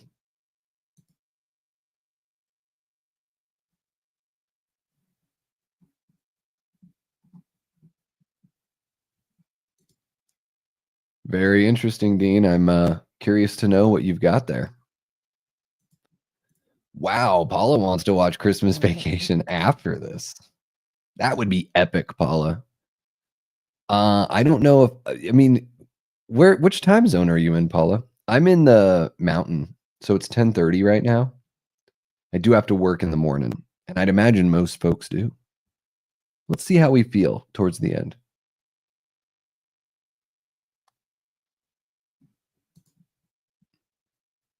Yeah, Dean, you're gonna have to let us all know so we can share it and respond. James Hong, okay. Yeah, he's great. Love the slow motion here. Oh, so I have seen him in that one. I think I remember that one. Is that one the one with, like, the young Republicans?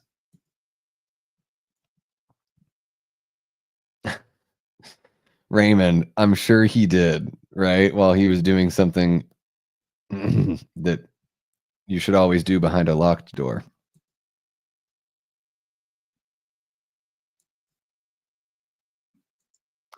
Yeah, that show's great, Brett. Love that show. I love, like, all those guys from, like, The State and Reno 911. Oh my gosh, it's the clock tower. Save the clock tower. Christmas, Christmas. Ooh, that's brutal. Good old Universal lot. Thank you so much for kicking it with us, Eli. Merry Christmas to you and yours, man. Hope you have a great rest of your night, and we'll see you sometime soon.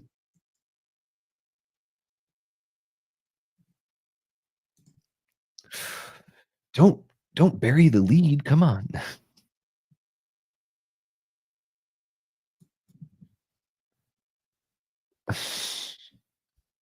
I'm a living tree.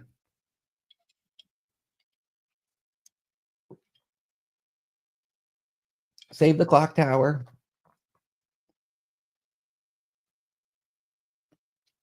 Terrible. Yeah.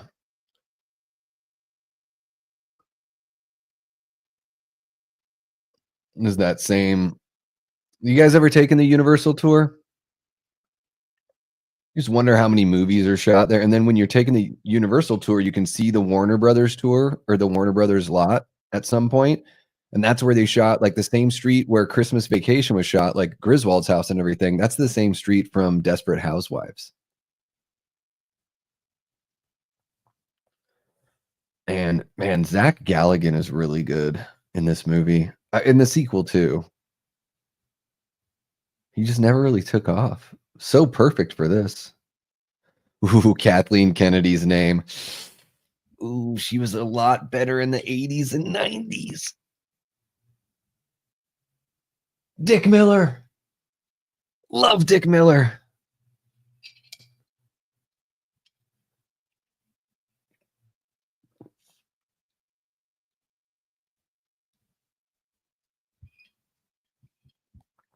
Dick Miller's character talks like Pat that Halloween movie collector. I don't know. Sometimes it's just a performer's perfect for a role and they're not perfect for much else. It's a fun one, Antonis. Seeing Jaws when I was a little kid back in the 80s was amazing. I just can't let it go, Andy.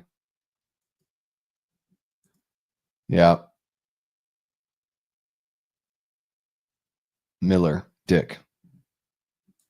Gory Tiger, what's happening, Gory? Great to see ya. What's happening or what's up is we've been chatting for almost an hour and a half. We just started Gremlins, the original from 1984. I got my little timer right there. It's on Max. It's a wild place for a Burger King to be, by the way, just like shoved into a downtown.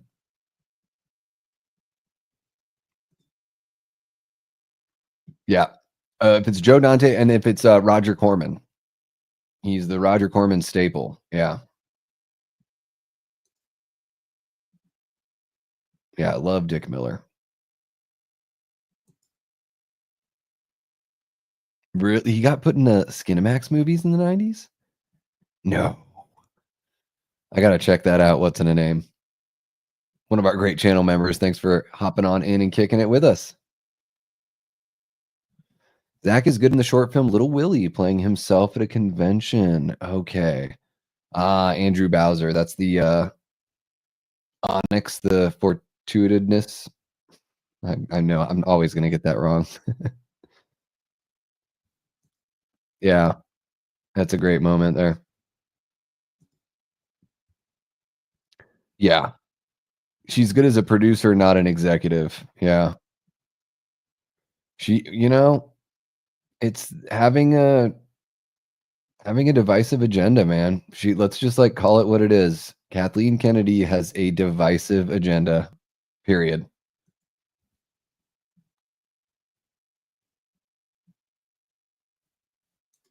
I don't know what happened to Judge Reinhold. Sitting on that money. Wait, he was in Axel F. Paula. He was in the new Beverly Hills Cop movie that came out on Netflix, which was actually pretty good. I mean, I not as good as the first two, but so much better than the third Beverly Hills Cop movie, and not too far behind the first two. Like, it definitely belongs. Kevin Bacon was great in Axel F.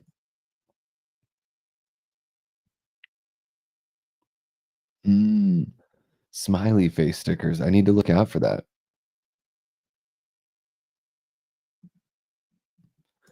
Ooh, Adrian Barbeau, you say.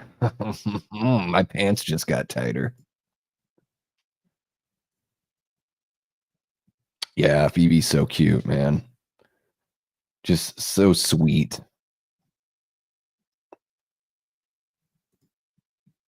Mhm. Yeah, I think about Drop Dead Fred as well. Was she in, was she in that I Love You to Death movie with River Phoenix?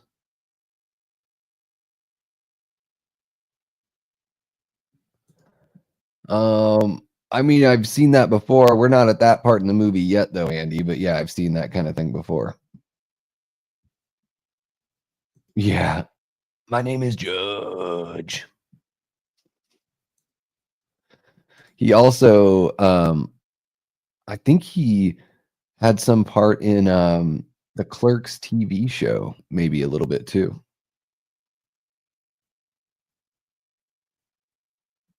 Yeah. This lady is just the biggest. I can't say the word. YouTube will hate me.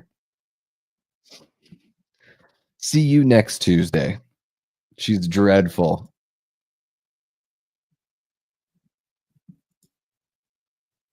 Yeah, he was hilarious in that. The whole opening scene there in Axel F was amazing.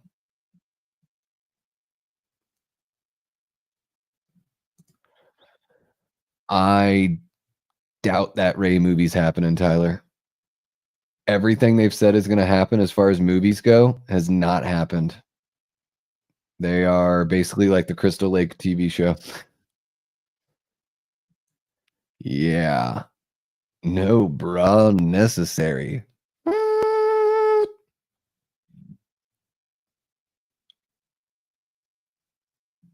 And the shame is, Tyler, I liked Ray in the first movie, and then they really tried to drive in this point without trying to, like, tell a good story.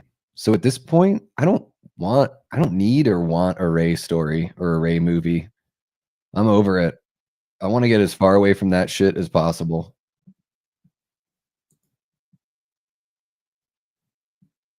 Is that was it, yeah, Kevin, so was it I Love You to Death or was it A Fish Called Wanda? What am I thinking of? Drop Dead Fred's great.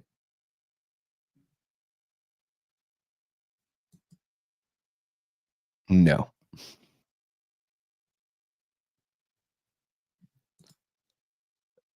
Yeah, Bronson's hilarious.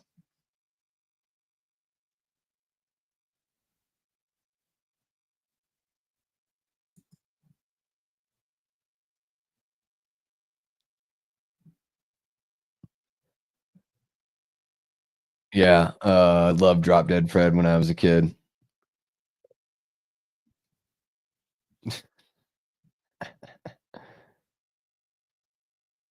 Cable. We're talking cable.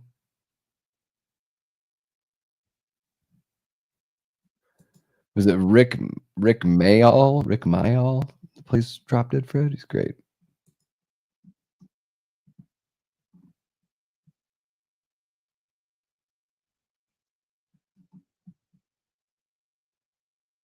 knocking down the sword. There we go. You get a little bit of a It's a Wonderful Life. How about it?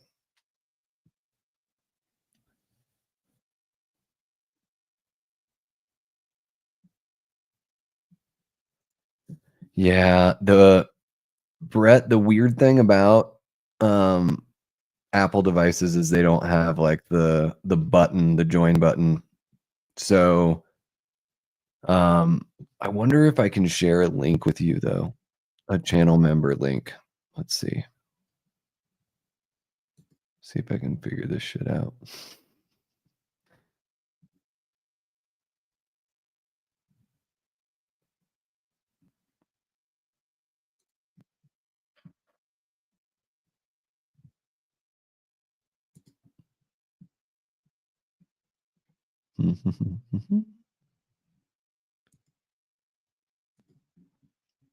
I don't know how to share it, Brett.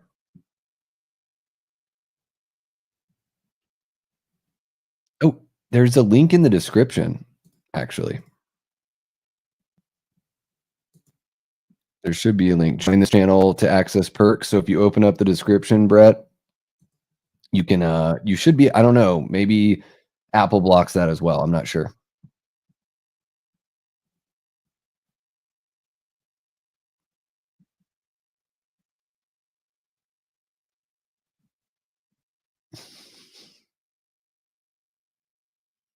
Hoyt should be dressed up as Santa here, right? Hoyt Axton would make a great Santa.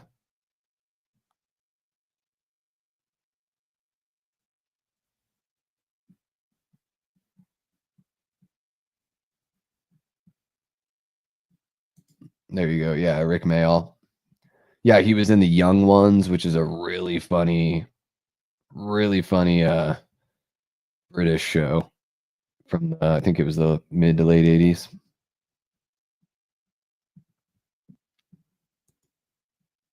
Yeah, if you open up the description and there's something there.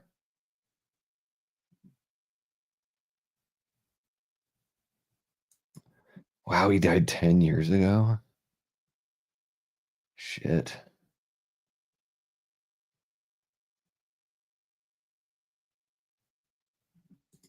I do not like The Walking Dead. Kind of hate it. I kind of hate that show. Yeah. I like the comic. TV shows drive me nuts, Andy. It's a big waste of time. Oh, that's it. Get rid of the dog. The dog's old news. I love how the dog doesn't even really have to act because the dog really genuinely believes this is another creature. Man, the articulation on the nose, like it's incredible.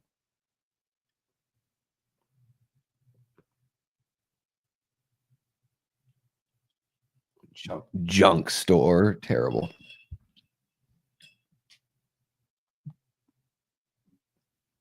Yeah, I like Zombieland. I just never talk about a hype train that just made me all soft.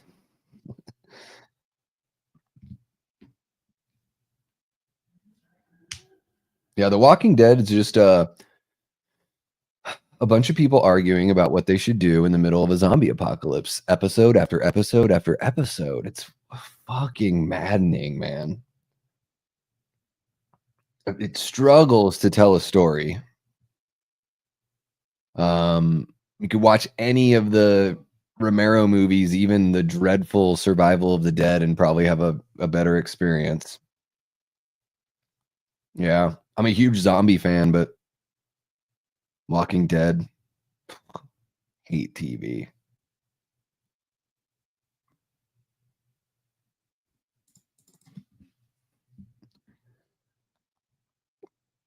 But what time zone? They never resolve that. I love his room here, that like attic room. You know, it's like his own little apartment.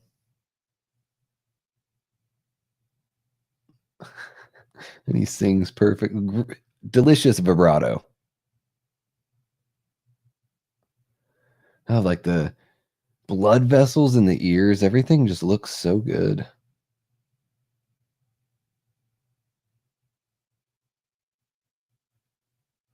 It's just he's so adorable. I'm transfixed on the screen.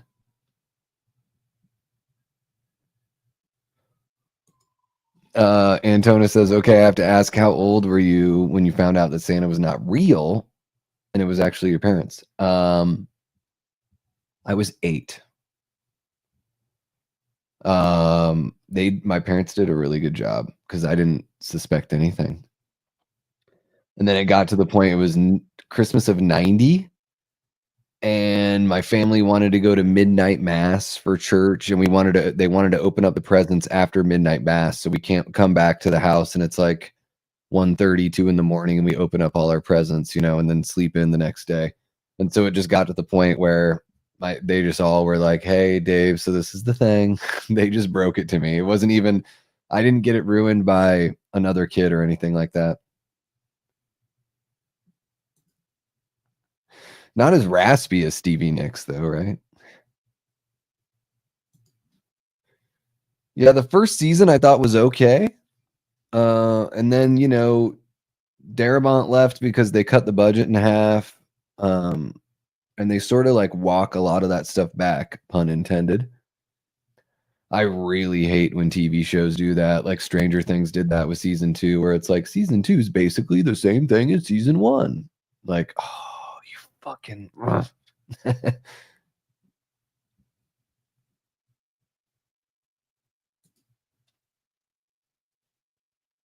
Andy was 10 or 1-0.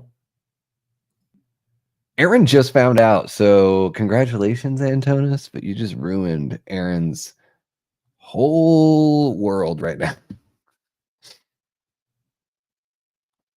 No auto tune. It's just Howie Mandel's beautiful, beautiful voice and his obsessive compulsive disorder and germophobia.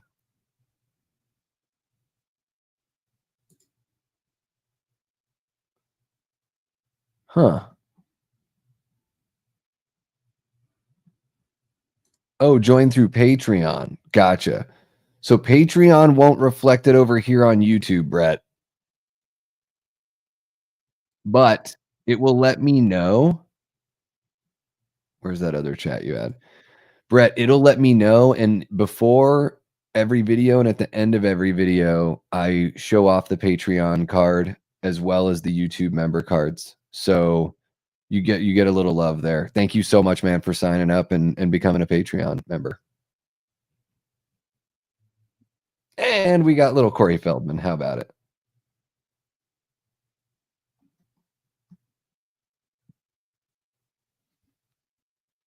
Welcome to the party, pal. Man, it really got all over the kitchen. That's a whole day's worth of cleaning there. You can't go to work with that going on.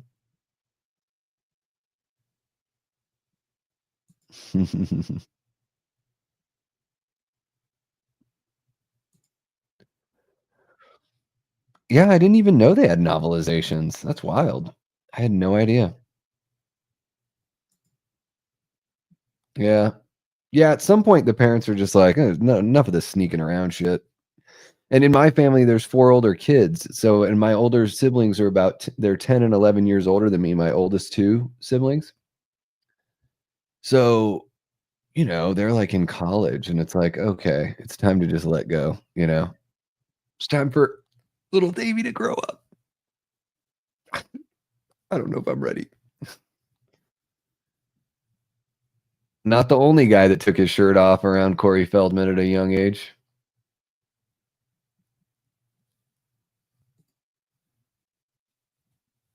Oh, 12 or 13. I'm surprised somebody didn't spoil that for you before.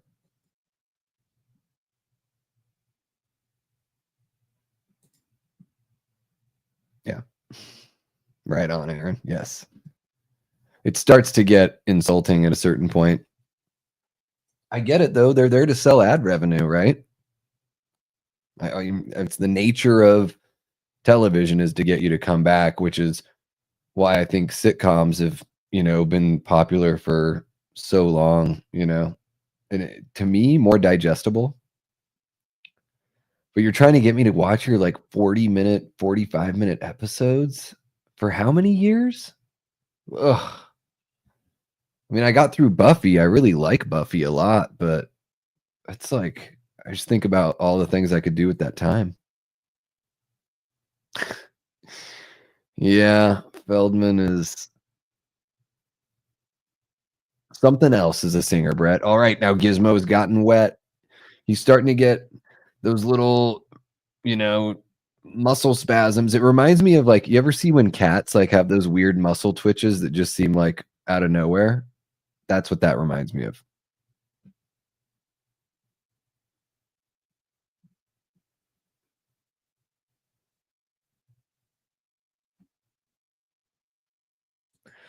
Yeah, the guitar solos might be better than the singing.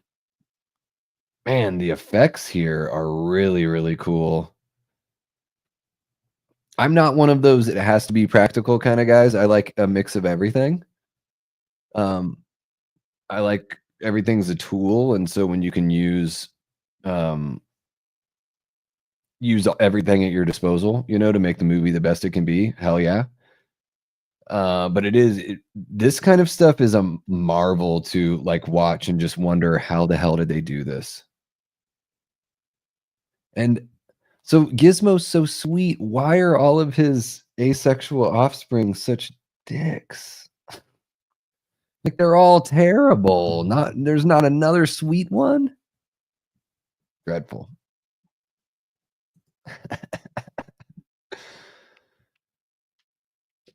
Yeah, you probably require something more than water getting on you. I got some water on my back is probably better than the alternative. Damn, Stripe's a little bitch. I know, Brett. It's true. It's all true. There's still potential, Big Rod. It is just tougher and tougher as time goes on, right? Because we've seen so much. It's just like anything else, right? When you listen to music and you're like, oh, it's not as good as it used to be. It's like, but there's still bands out there that'll, push it and find something worth your time. Um, I mean, I know It's Always Sunny started like back in the early 2000s, and they've totally fallen off. Like that show hasn't been funny for a good 3 or 4 years, but they were really funny for about 12 years. Yeah, prime 80s stuff. Stripe is a little fuckhead.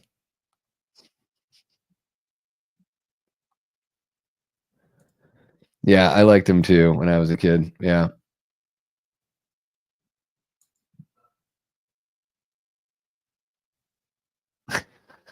More empathy, please. You're looking at it from a 2024 perspective, Aaron. Back in the 80s, people were just like, whoa. Yeah, you're right, Andy. He was in the second one. Second one has a lot of really good, little cameos and great performers. I mean, John Glover's in the second one. He's one of my favorite actors.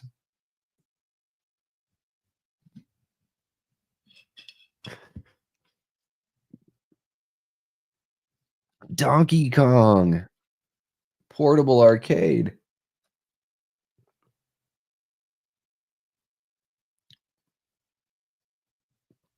Yeah, but good luck trying to keep all those fuckers from eating. That dog's so chill.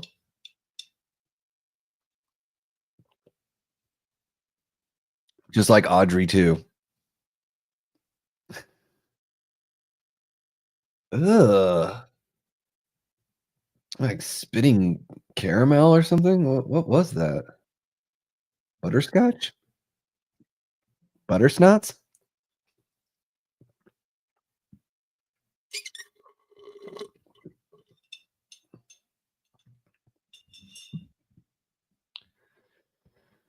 Oh, Gizmo. Yeah. I think he was onto something with that one, Brett.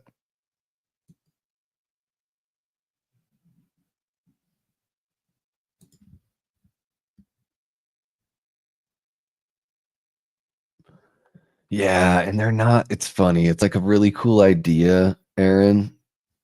They're not that great though, right? I mean, Pac-Man, I guess Pac-Man and Donkey Kong can probably work, you know? But how complicated can you really get with those? I always wanted the stand-up. This is disturbing here with the dog strung up. I really hope they had some sort of harness here, because that's pretty messed up right there. Buttersnot, I picked it myself. Yeah, I remember the old, Tiger games. I remember the Tiger like, playing, like, Castlevania and Ninja Gaiden on Tiger games, but I think I know what you're talking about, Brett, the long games, like the I think they have one in, Friday the 13th part 2, right?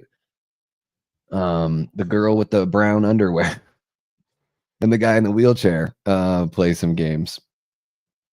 Hockey or football? What's the one with the puck?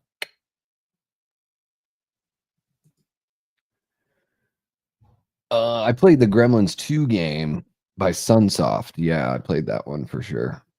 I liked that one, but kinda tough. Sunsoft games were tough. Just 2, Antonis. There you go. Save the clock tower.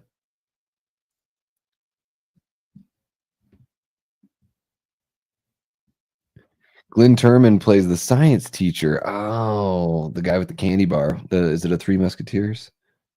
He played Mayor Royce on The Wire. I still need to watch The Wire, Cody.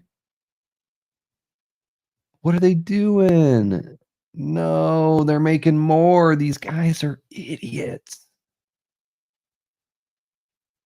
Do I do a Dave McRae voice?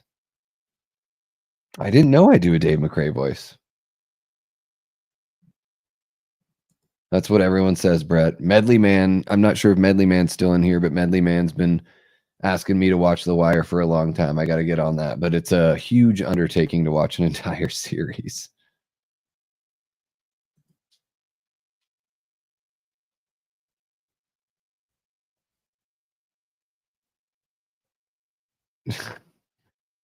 They're so friggin' cute, man. They are so cute.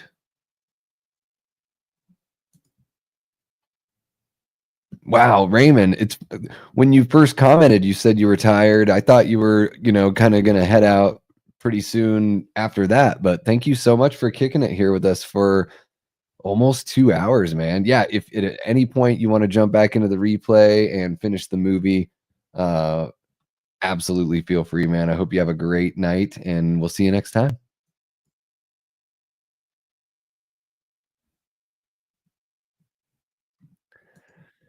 Antonis, are you talking about when I do mood and atmosphere?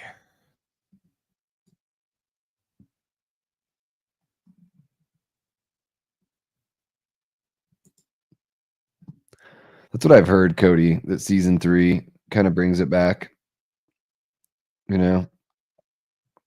Oh, you're talking about The Wire. I thought you were talking about Stranger Things.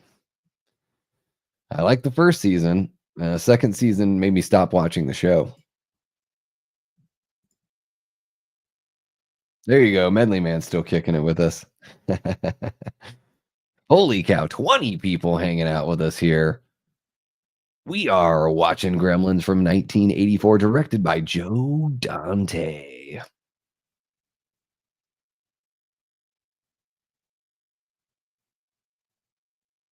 Yeah, don't drive the tractor drunk, Dick Miller. Come on, bud. Come on. Maybe stop at Burger King. Yeah, help you come down a little bit from it. He really just drives his tractor around on the street. This is acceptable in this town? Uh-oh. The carolers. All is calm. All is bright.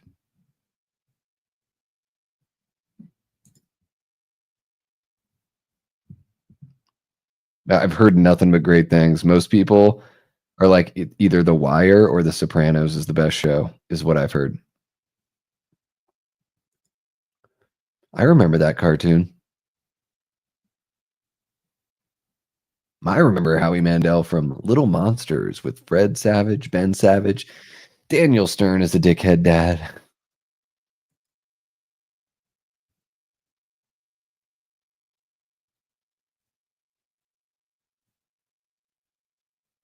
Mm.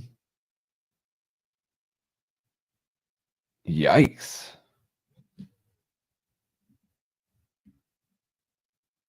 Suicide rate always the highest around the holidays. That's so sad.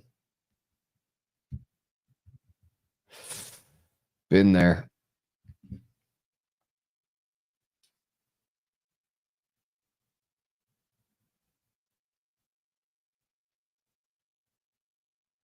Oof.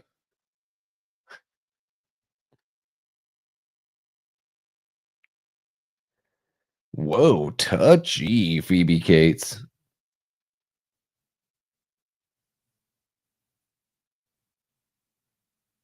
I'm just unreasonable.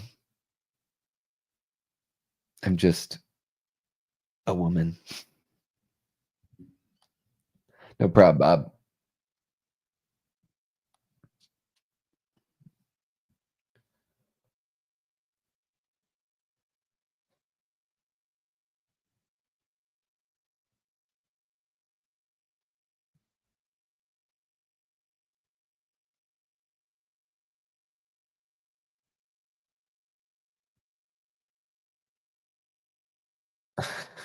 I love that he adds the with me. Not with Judge Reinhold.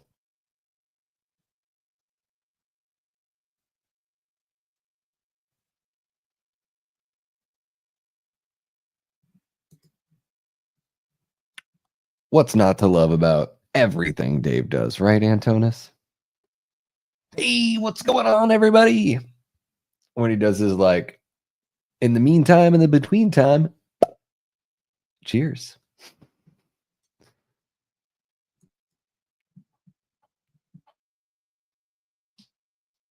This guy, dead for sure. Dead for sure. What is that ring on his finger? That is a gnarly looking ring there. It's all bulbous.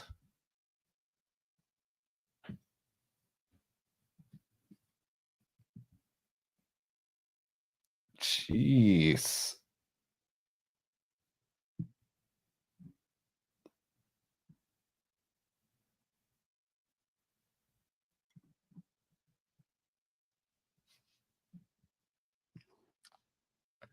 Oh, Invasion of the Body Snatchers, a classic.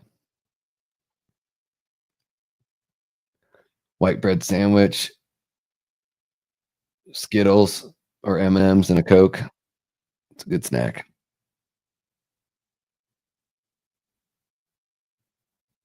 It's like every morning with my cats when I'm trying to sleep past 5 a.m.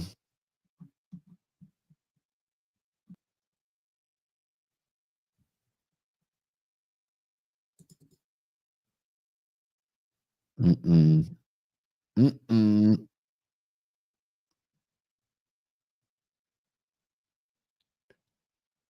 There's some purring going on.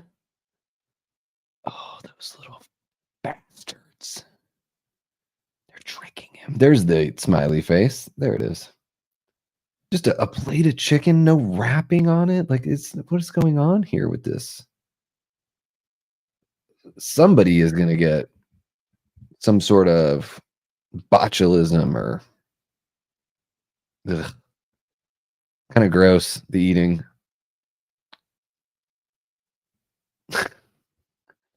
little perverse.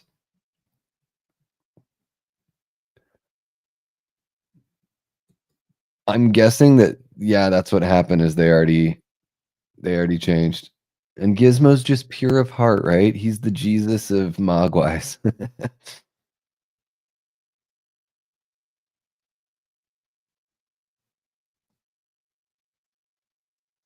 Mm-mm. He's just got a half a brain sitting there on the counter. No big deal. No big deal. But here, this guy is hanging out at school. It's 2:20 in the morning.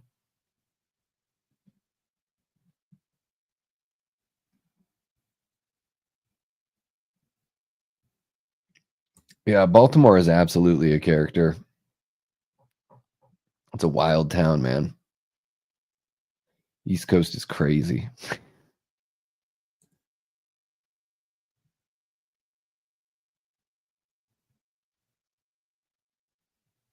I've had a lot of fun in Baltimore, but saw some wild shit.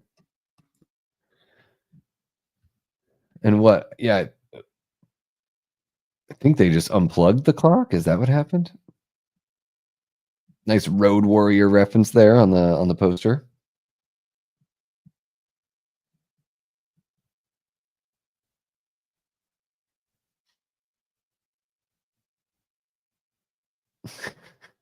Gizmo's sleepy face.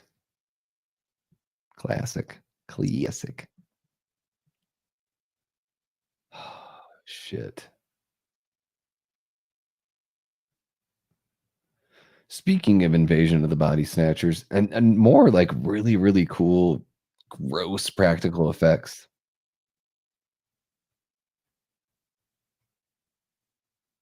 Kill them with fire.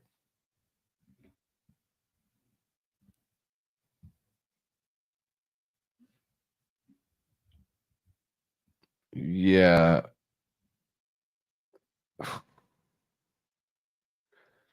No, I just probably. Yeah. Do they look like the eggs from Alien? Yeah. Yeah. Something about the Nostromo. I don't know what it was. You dumb bitch. What's going on here? Are you really are stupid.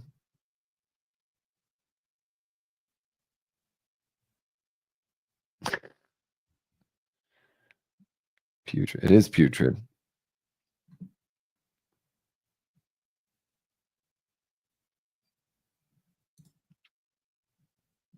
Yeah, it's been a while for me too. I went to a Michigan game and at University of Maryland like 5 years ago. That was the last time I was out there. Exactly. Save the unplugged clock tower. Are those cookies about to come to life? What's going on?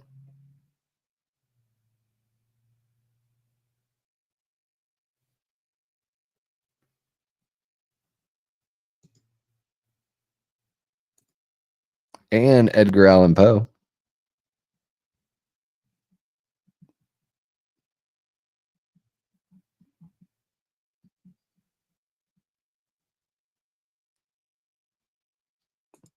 I've never seen that 78 version of Invasion of the Body Snatchers, believe it or not. I've only seen the original one with Kevin McCarthy, and then I saw was it The Invasion with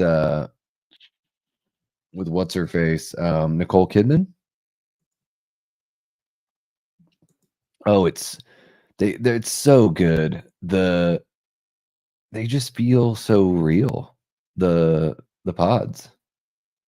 And then we got the time machine that just disappeared. I don't know if you guys noticed that in one shot, the time machine from the original Time Machine movie is in the background, and the next shot, it's gone. It's a cute little moment there.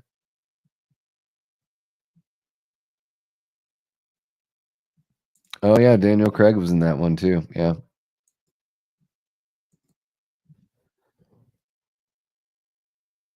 No one could speak to Mrs. Deagle. She's the worst. She's like the guy in It's a Wonderful Life.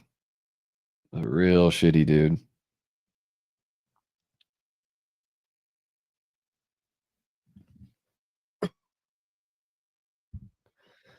This chick. Jeez.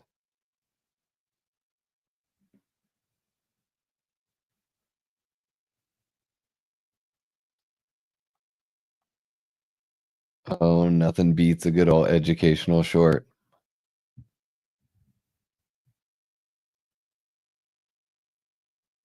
My gosh, I'm yawning. Pathetic.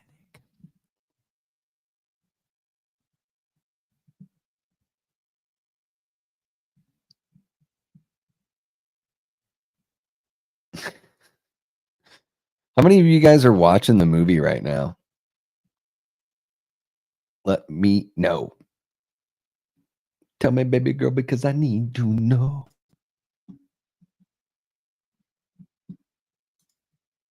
Mm-mm. Mm-mm.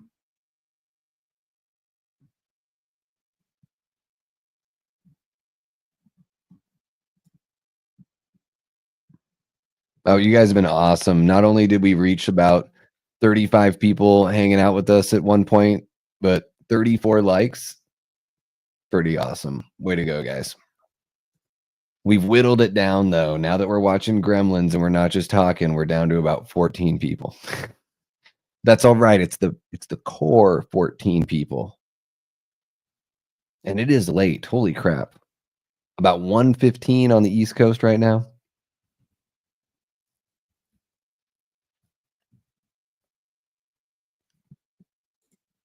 No, I hear you. Yeah, everyone's talking about The Wire in the chat. It's great. Keep it going.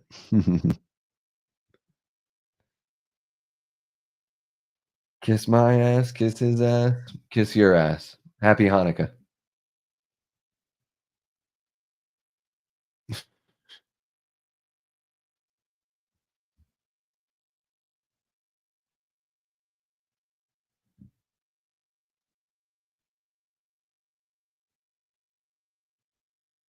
Oh, what's going on in the film there was disturbing me for a little bit there.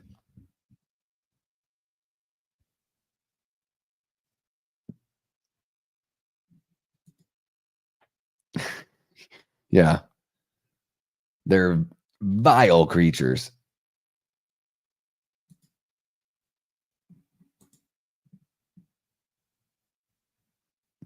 You sure do, Cody. You got to come out here, man.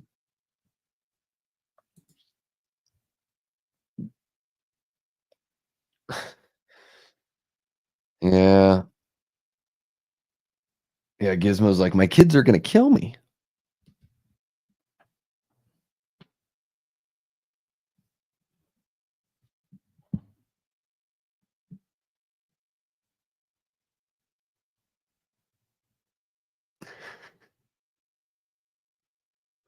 I'm just the one that was sticking you with needles last night. No big deal. Fair. Oh, fair enough, Brett.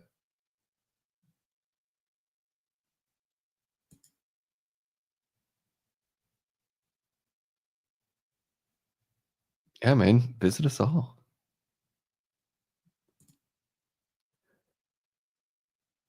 I'm sure they do. Oh, excuse me, guys. Oh, it's a Snickers. Why did I think Three Musketeers? I don't know. I'm a big Three Musketeers fan. Maybe that's it.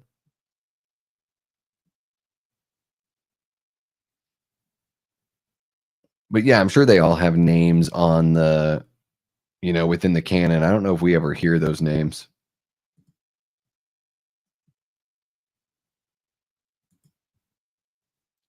Kansas City.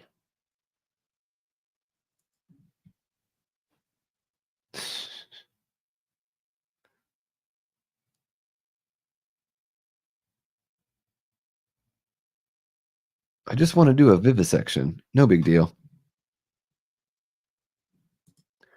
Oh, it's a family movie, Antonis, but it's an 80s family movie, which means it can still be incredibly violent. And we are we basically just saw a kill right there.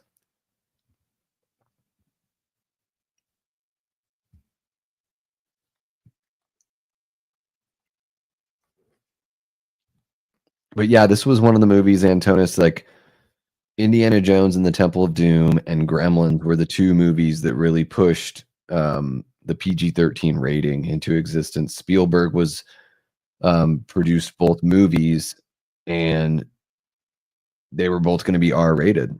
So he really pushed the MPAA to create something else that was sort of in between.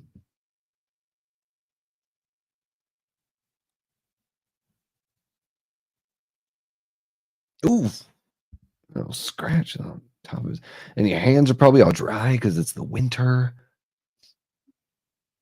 Yum, yum, yum.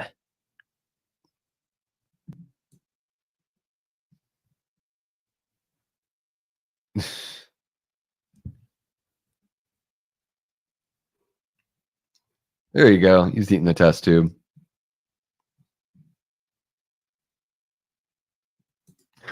Yeah. Reanimator needle in the ass cheek. His arms like wrapped around the desk and everything. They do a really good job of just not showing too much. Theater of the mind, all that kinda stuff.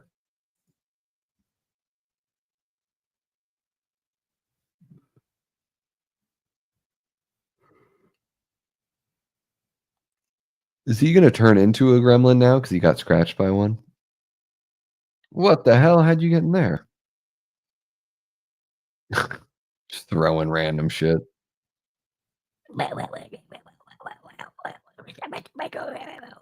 It's my imitation of the gremlins.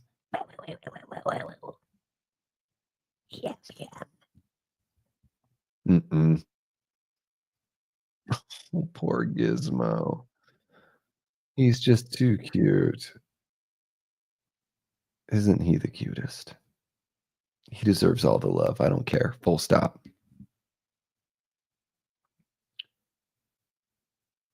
Those cookies taste like ass.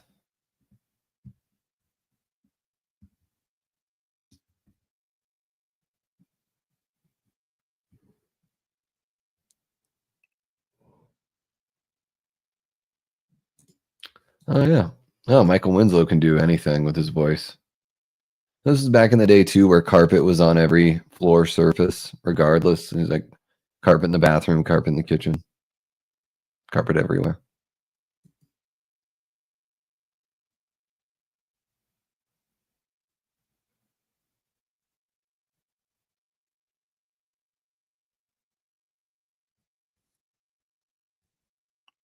I like all the ways that you bring in the theme here too. They're very creative with they're using the same melody, but very creative about how they present it each time.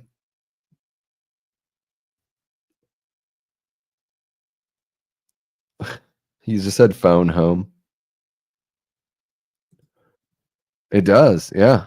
It does look like it's going full slasher.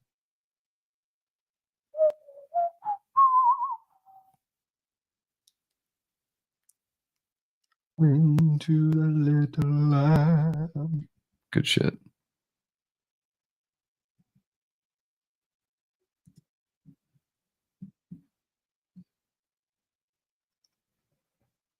Save the clock tower. Gremlins are dropping needles.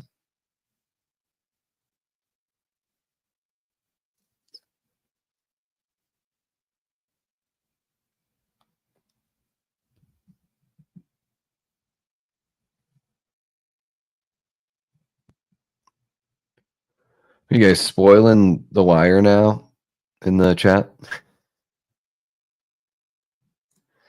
Aaron says this takes me back to seeing this in the theater. This and so many blockbusters stayed in theaters so long you could see it multiple times in a 2-month period. Yeah.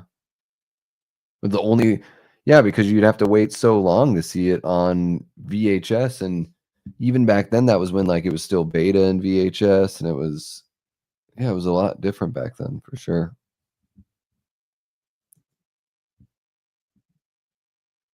84, Andy. Yeah.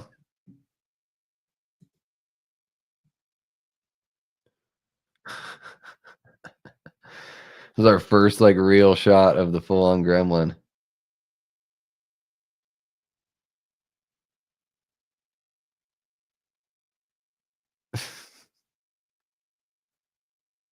Kill him.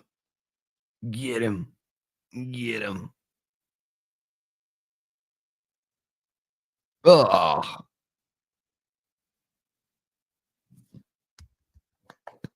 good job, mom. Good job. Chopped him up good.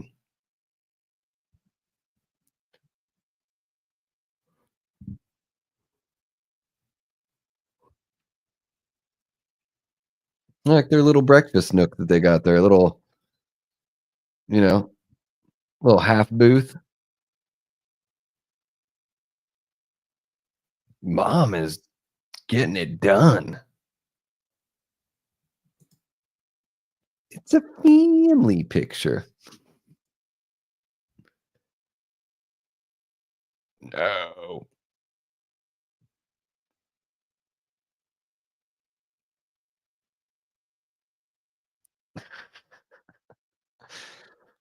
Mom is quick decision, like, she is just going for it. I love it.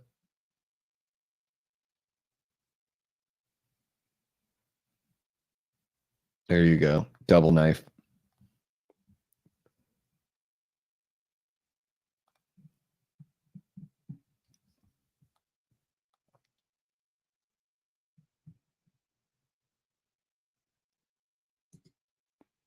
Yeah, she is on a warpath. She's very capable.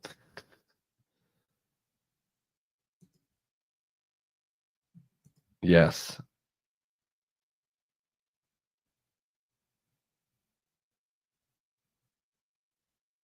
And if this movie were made now, they would draw so much attention to it that it would be annoying and it wouldn't feel cool at all. Look at that tiny ass TV.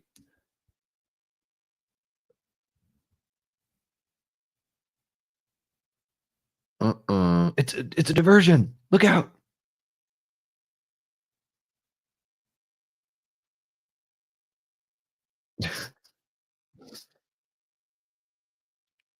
Too much tinsel. Oh my god.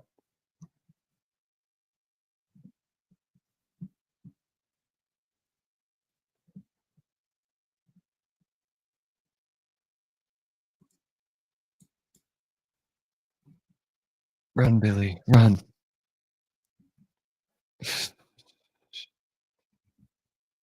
Jeez.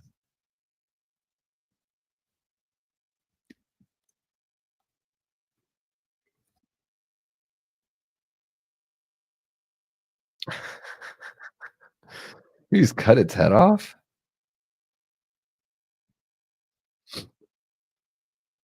How's it still screaming? Fucking stripe. Oh, that's rude. Wouldn't he just be multiplying like crazy, like running through the snow? That's something they never really addressed that.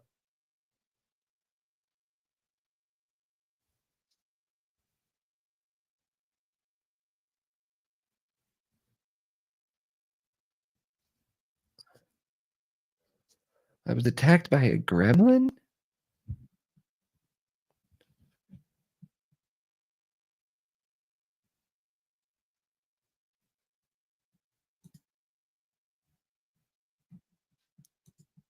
Yeah.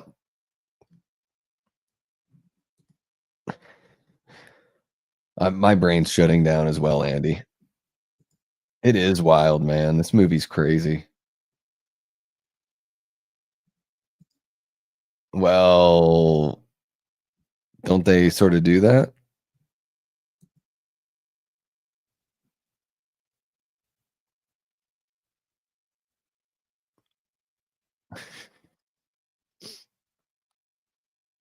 Thick and heavy.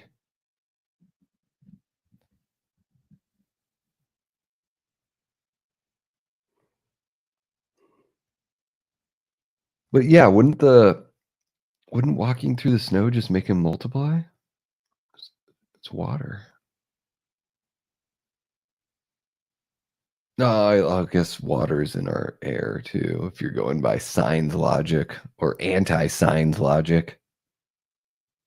The Kingston Falls YMCA. Maybe. Yeah, it might just be it has to be liquid kind of thing. Yeah, I think we're coming up. I think we're coming up on that.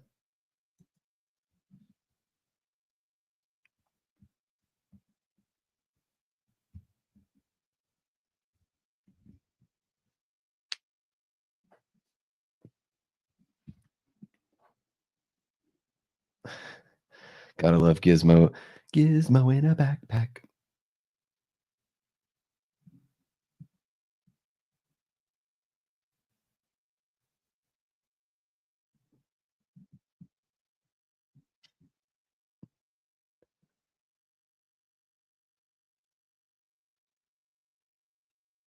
Sound the alarm. Uh-oh. Freddy Krueger scratching his friggin' chest. There it is. In the pool. Stripe is in the pool.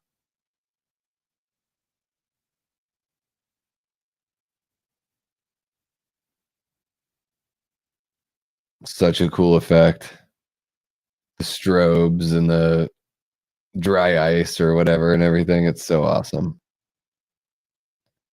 The mood and atmosphere.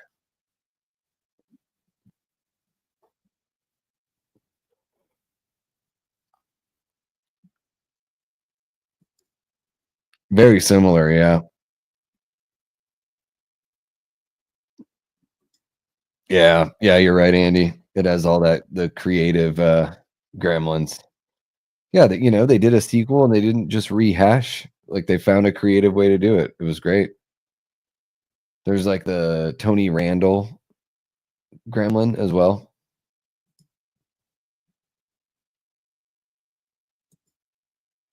Yeah, so great. This guy looks familiar. The younger cop down there. What do I know him from?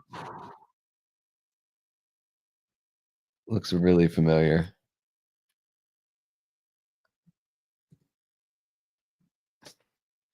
Yep. Either Gremlins or Freddy Krueger better be jumping out.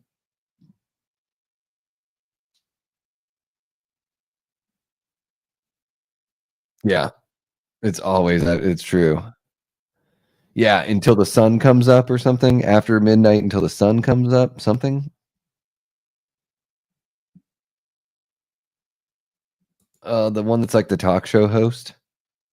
It's Tony Randall did the voice, and it's just that. Oh, he's just got that voice. What's happening, Nicholas? Oh, we got some stop motion. Interesting. Or is that actually animated? I can't tell. What do you think, Tyler? Do you think it was stop motion or do you think it was actually drawn there?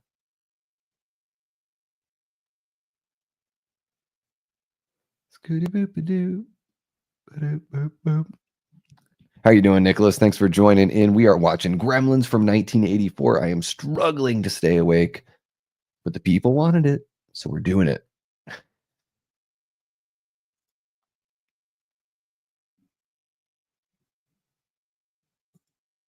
Yeah. Yeah, it looks stop motion to me. Foreign TV. Yes. It must be. Has nothing to do with the gremlins on the antenna. Oh, Mike from Breaking Bad. Okay. I've seen him in some other stuff too. Thanks for chiming in, Nicholas. I was lost. I got a Richard Nixon poster there. He's old school. Early kitchen shot looked stop motion instead of just puppeted.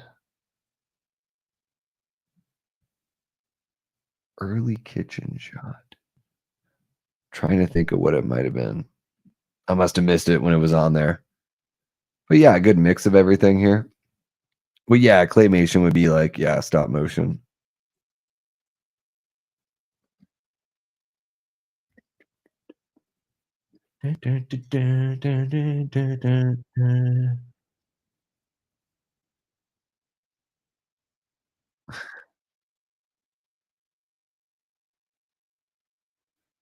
They look so good, the gremlins.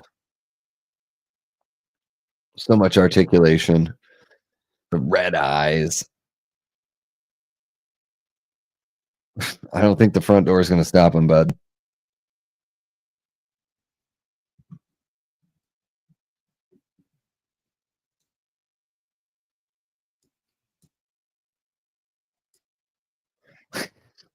A real gremlin.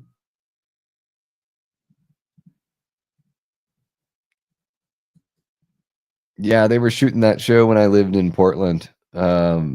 Really close to where I lived, like right across the street. Yes. They were doing very well last night. What is that Claire's dad from Black Christmas?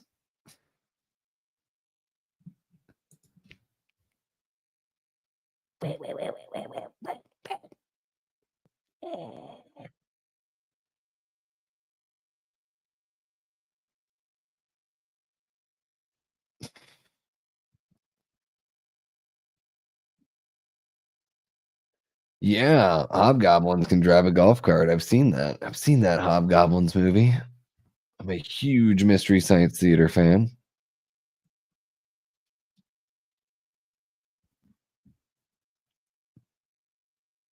Green lights for everyone.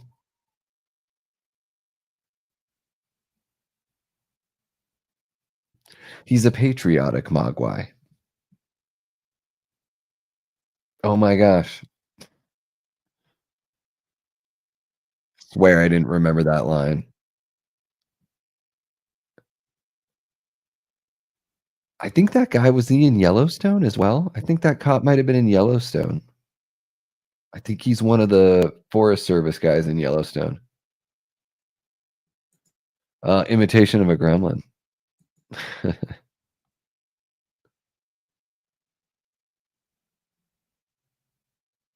All sorts of gremlins running around. What's going on?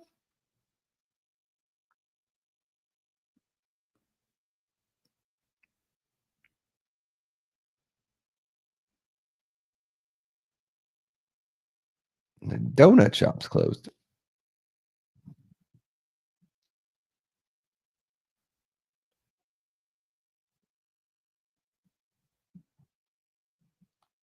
Yeah, I used to one of the first people I ever corresponded with through email back in like 94 was Kevin Murphy. We used to email each other.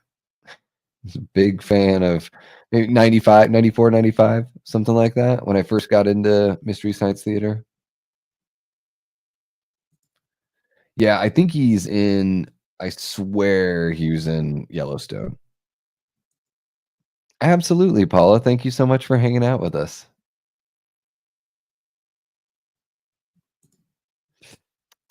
You guys talking all that crazy wire shit. That cat is like, I'm so not into this.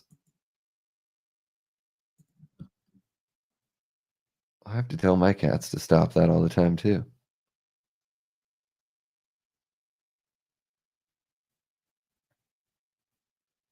Dollar bill.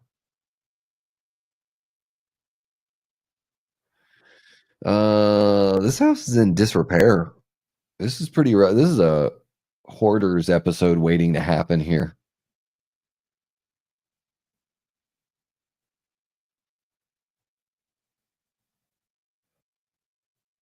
She looks so much different when she's not at the bank, right? She looks way more pathetic. Uh-oh, spaghetti-o.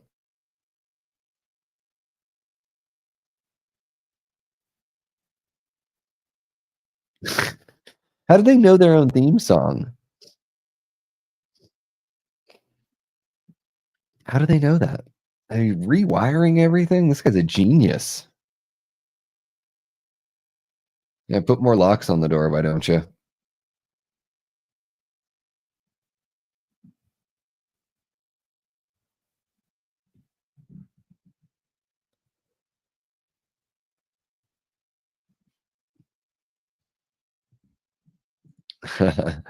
I've been sort of just like I haven't really been reading it all that much either, Cody, just because I'm just not with it. So no worries. Yes. Yes, Igor. Mm-mm. Yeah, I mean, because I don't even know like the character's name. So yeah, it'll be by the time I get around to watching the show, Cody. Yeah, I didn't see anything that would spoil it for me. I'm just giving you shit. I mean, it's kind of fair game. The show's been on for, I mean, when did it come out? It's been out for a while, so no worries at all. Those are gremlins.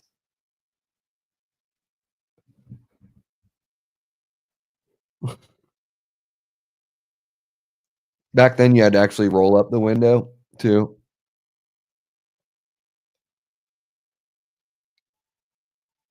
Bloop, blue, bloop, blue.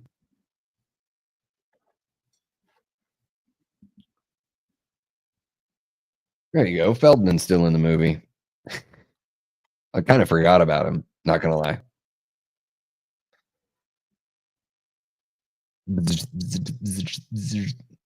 So we did this and Final Chapter in the same year. That's wild.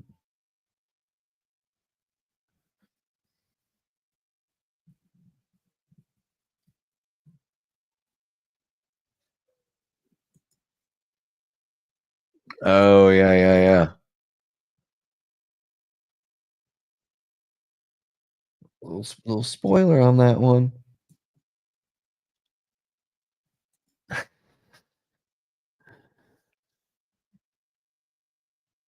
I figure what you got once a year. Once a movie's 20 years old, 10 years old. I don't know.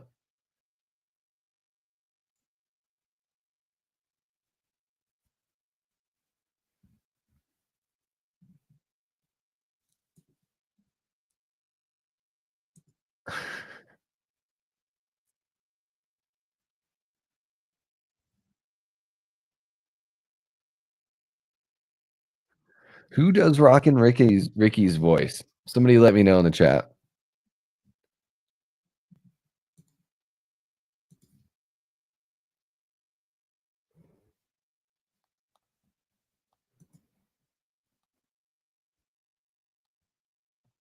I recognize this guy too.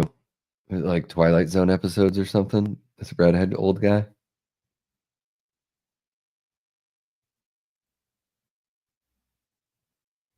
Mm,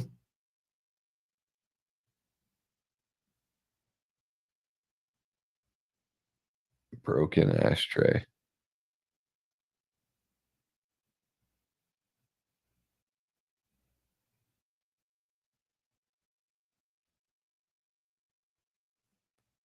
He's great.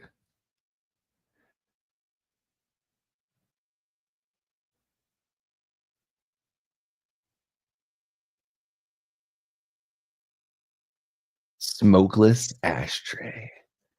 No, Dory's. They're shredding it apart, tearing it to pieces.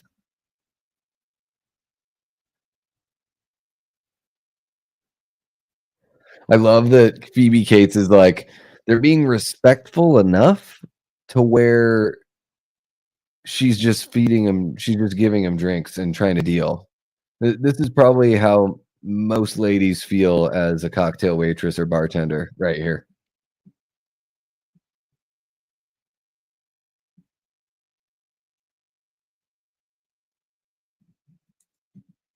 Oh, that's what it was.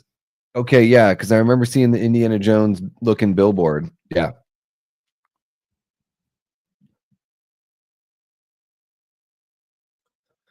Yeah, I remember seeing that, but totally missed it. I'm guessing it was like it's either Joe Dante that did the voice or some producer. There's the flashing gremlin.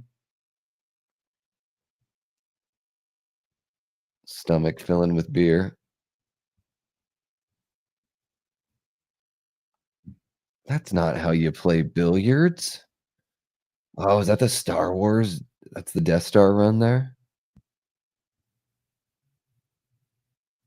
Oh, there's a lady gremlin.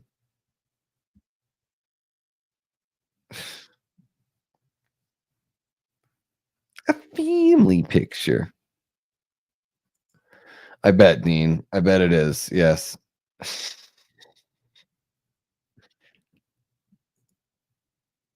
They got like cards on the back of their ears and he gets shot. This is great.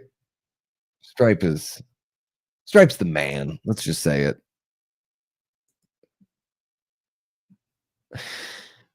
We do get a little bit of that like more character kind of gremlin kind of vibe here. I mean, in part two, they really take it over the top. Here, they're just sort of dipping their toe in it.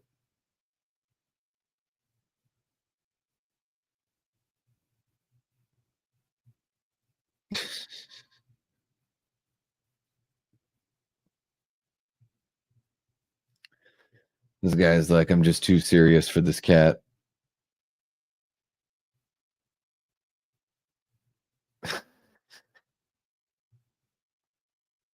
Leg warmers and the whole thing. This is amazing.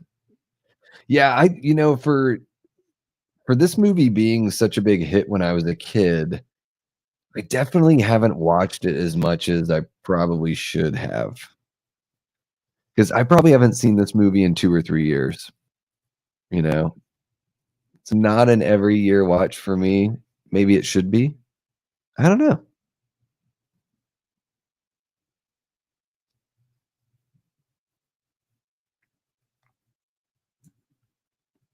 Yeah, it's fun stuff, Aaron. Yeah, all those Star Wars games, they've done made so many where they have those Death Star runs. They're all so difficult.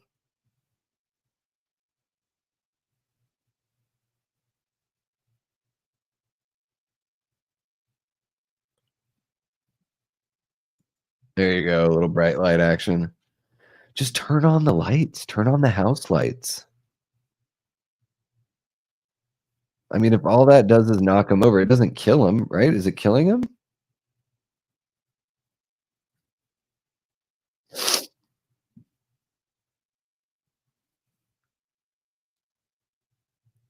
Death by Polaroid.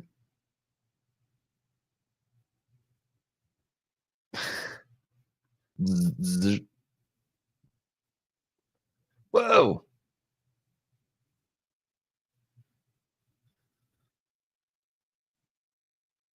It's a Tom McDonald gremlin.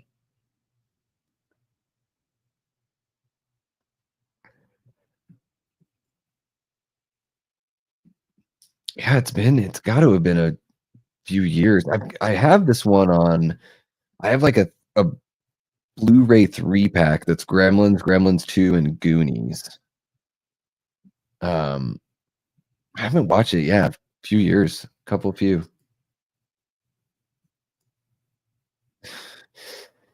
'Cause I have a piece of shit car. Piece of shit car.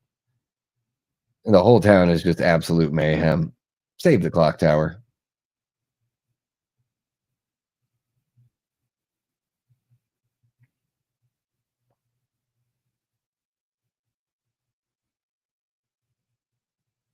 Is that really you're really gonna keep them out? I mean, it looks like they're already in there. I can hear them.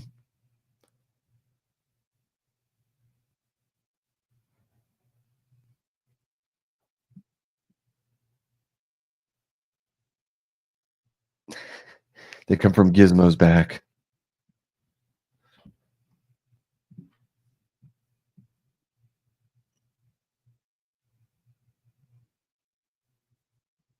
Here we go. We're gonna get the exposition.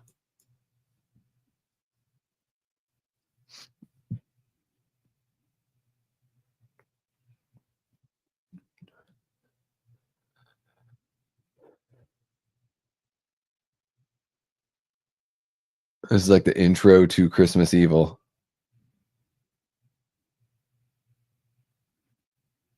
Mm-mm.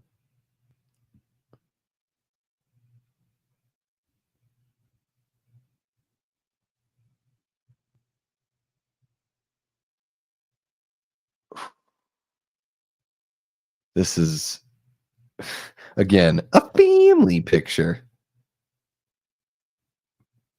4 or 5 days.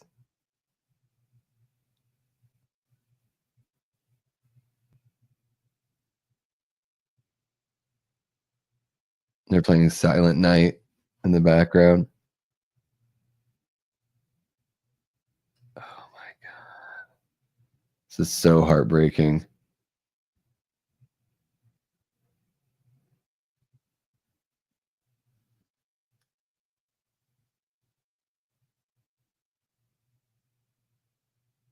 This is like so this relatively light-hearted movie from 1984, and this sweet, sweet girl is telling a story about her father dying in her chimney when she was a child dressed as Santa Claus.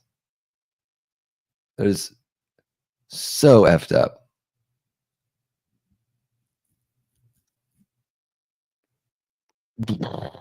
Man, that's a rough way to find out.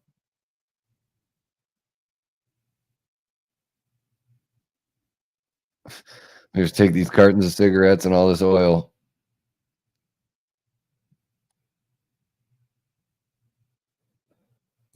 True, Aaron. Wherever there's less, it is an upgrade. Yeah, and yeah, it's this is completely grim. I could not. It's so. Man, it's like so ridiculous, but they do a good job. They like really pull it off, make it feel believable.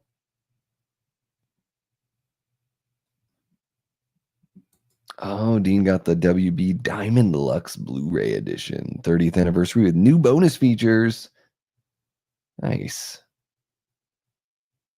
How are those bonus features, Dean? Yeah, I don't think I could celebrate. Like, I would be sick anytime I saw Santa. Would make me feel completely sick.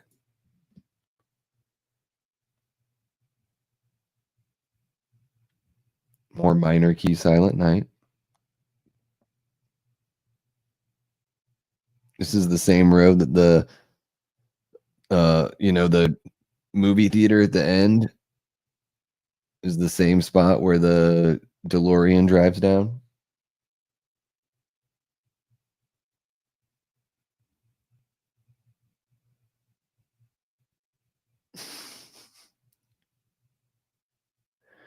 Why couldn't you say Gizmo? Why couldn't you say any other word like kill all those guys? All the guys that came off my back, kill those guys.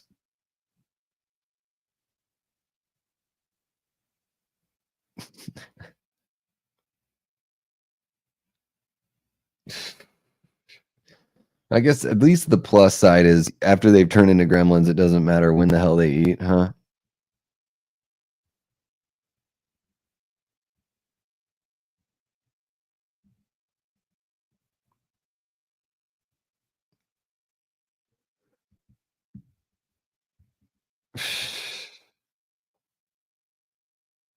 What are they gonna watch? Citizen Kane?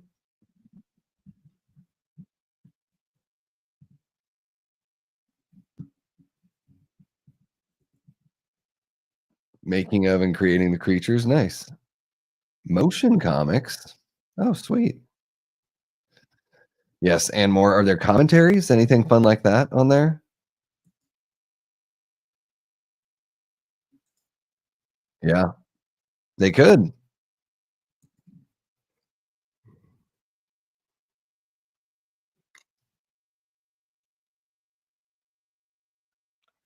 Is this the Rachel Ziegler version of Snow White?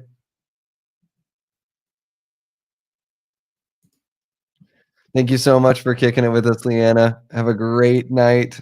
Sleep well. Have sweet dreams.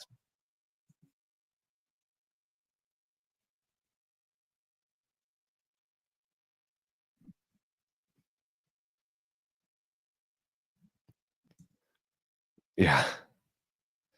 I can't think of the last time I was in a movie and it was packed. I guess there was a decent amount of people at Beetlejuice. The Thanksgiving opening night was a pretty good crowd. It's been a while since I've been. Oh, Late Night with the Devil. That was pretty good too. Okay, yeah.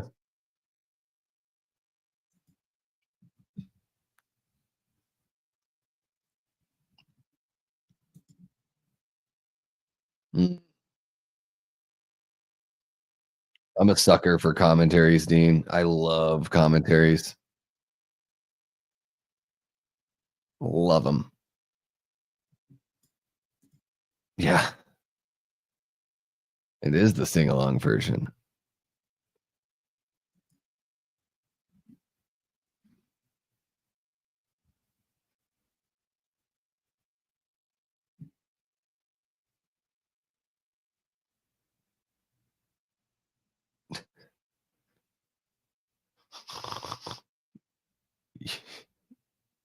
Oh, Stripe. He doesn't send somebody to get his shit. He actually goes and finds it himself. Yeah, I really love the Simpsons commentaries are some of my favorites. Love those.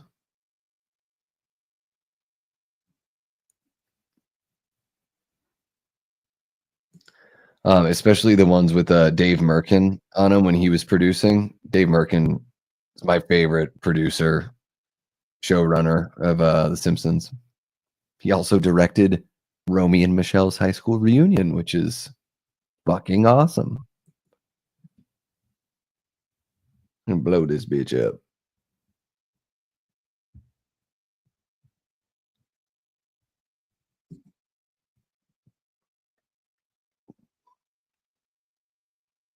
Oh yeah, that's all animated. Yeah, yeah. That one shot was did look very like surreal and dreamy. Yes. Oh, I got some bucket heads hanging out.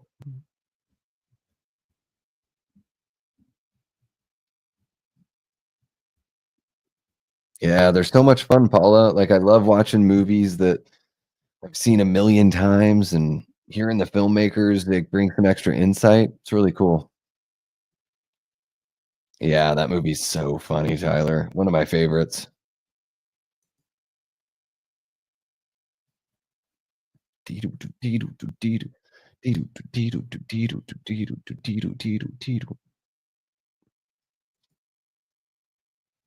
Yeah. Damn.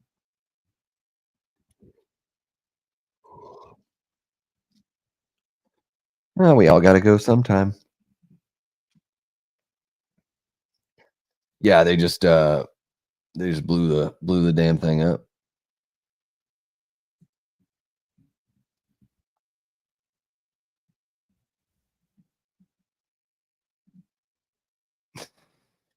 We still gotta deal with that.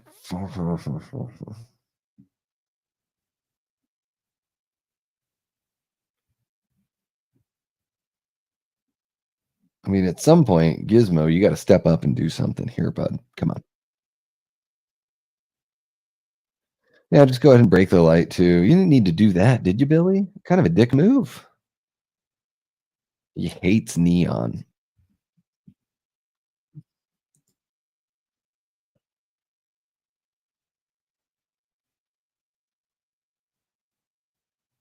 Yeah. I really like the what's his face? He was Tarantino's writing partner for Pulp Fiction. What was his name? They worked together at the video store way back when. Oh, he made that movie that was like a Bret Easton Ellis book. Oh shit. I'm so embarrassed that I can't think of the guy's name now. Scott Avery? Something like that? Something Avery? He does one for Roger Avery. Thank you, Cody. He does a commentary for George Romero's Day of the Dead, which is really, really cool. That's a really good commentary. And he just does it from like a super fan kind of perspective.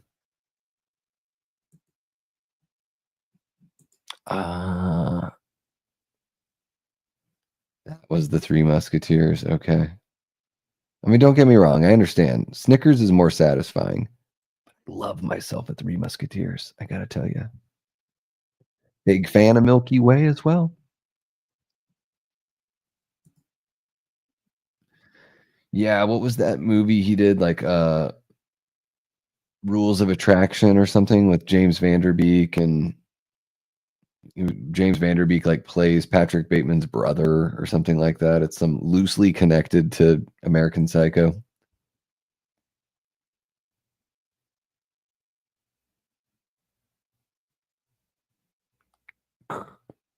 Paging Mr. Stripe. Paging Mr. Stripe.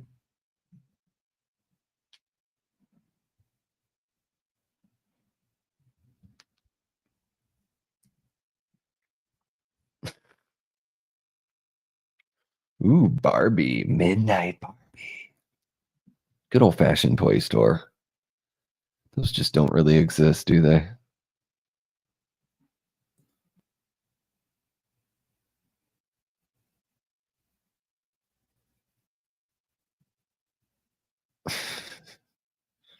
E.T. Sylvester.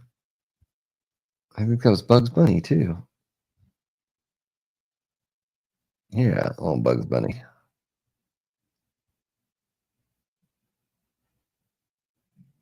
Yeah, I'm pretty sure it was Rules of Attraction. There's rules of attraction, and then there was laws of attraction. One of them had George Clooney, and the other one was the Roger Avery movie.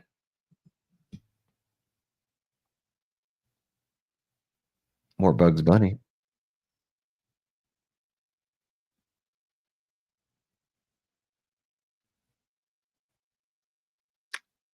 He threw that saw blade and it just stuck right. That's how this little creature can throw a blade that well? Or is it just that sharp? Santa hanging out here. Evil Santa from Christmas Bloody Christmas.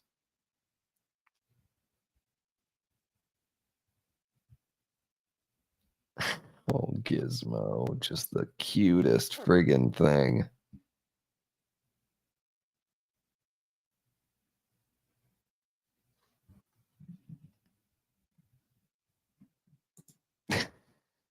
Yeah. Come on, movie.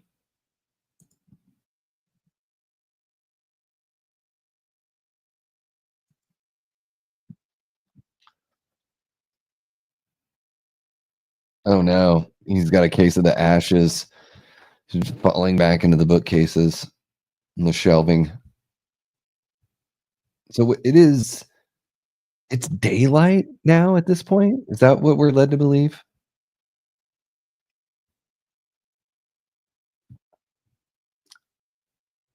No, it's not even loaded.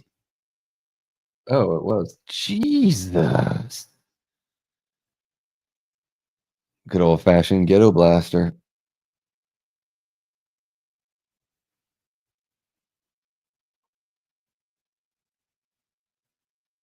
Dang. Arrow in the arm. He's bleeding from the head. You better get some big time nookie from Phoebe Cates here. Texas Chainsaw Stripe Massacre.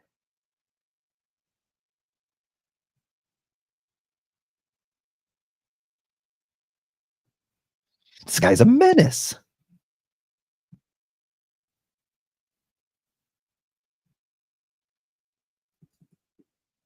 I mean, why not the snow too? It's just yeah.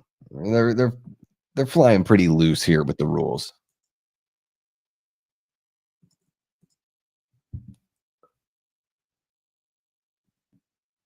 Get him, Gizmo. Come on, Phoebe. It's not that hard.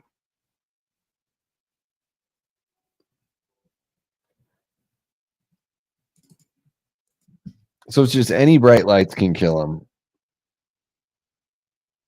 or just distract him.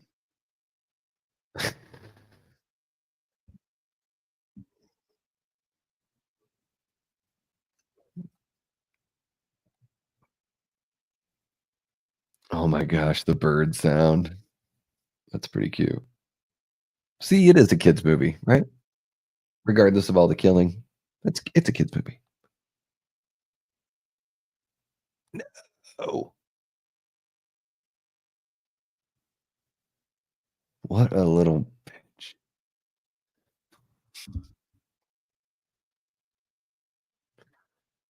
Friggin' rockin' Ricky. I think I'll be waking up in the morning after the stream. Yeah. Okay, so it is morning light. I know. I'm looking forward to going to bed here, Prince.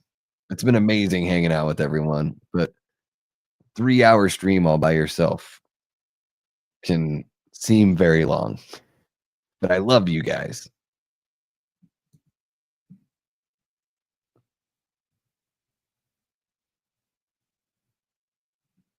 Exactly. Tweet, tweet, tweet, tweet. And of course, adorable Gizmo and adorable PB Cates. Oh dang. 3 p.m. out in the Philippines. Yeah, and I think in 7 a.m. in the UK. So our friends across the pond are going to be waking up right now. Darren from the Slaughtered Lamb is going to jump into this stream and be like, "What the hell are you doing?" There you go. Snack time. Mm-mm.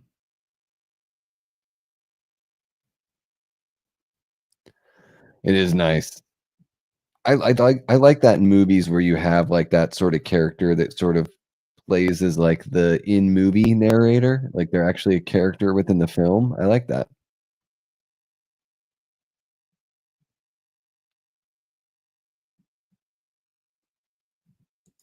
Yeah, he's gonna be on the train here pretty soon.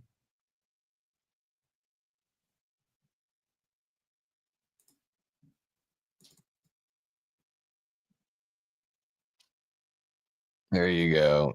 Get that sunlight in there. Come on. He should just blow up, right? Oh. Oh my goodness.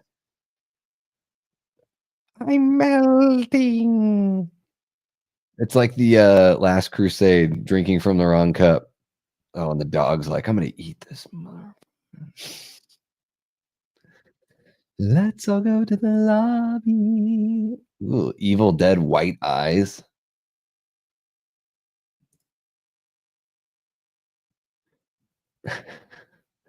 Prince. Terrible language. We're just finishing up Gremlins.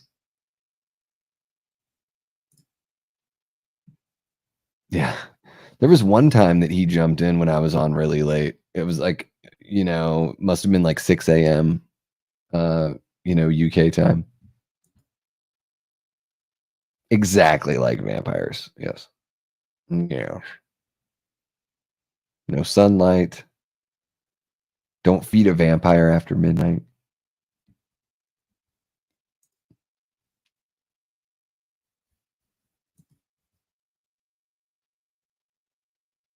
Yeah, that's a friggin' such a good like skeleton puppet. That is so cool looking. Oh, and it just wow. That's really cool. Love the practical effects. Kind of reminds me of the first Evil Dead there a little bit. Not gonna lie.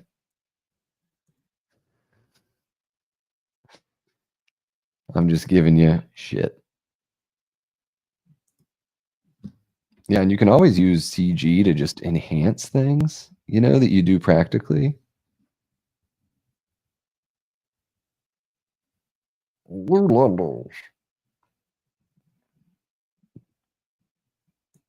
Yeah, just took care of Spike or Stripe, sorry.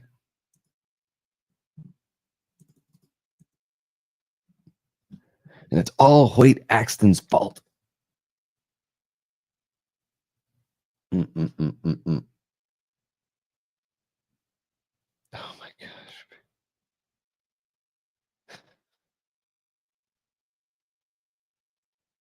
He's good. He won't chew.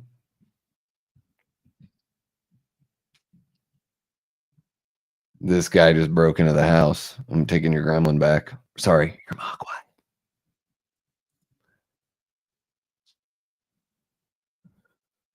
Well, I mean, yeah, I just think the limitations of the practical stuff forces people to be more creative is really what the trick is, you know? I think CGI, I think they all every tool has its place, right?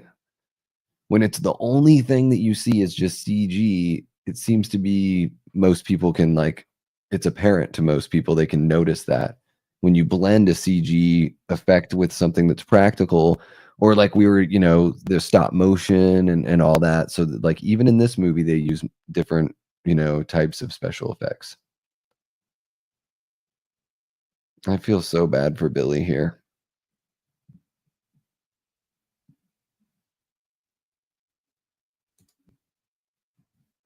What's happening, Coy? How you doing, man? We are just wrapping up Gremlins here. We're kicking it forever and decided to put on a movie about halfway through. Talking about practical effects and CG effects. You do not understand.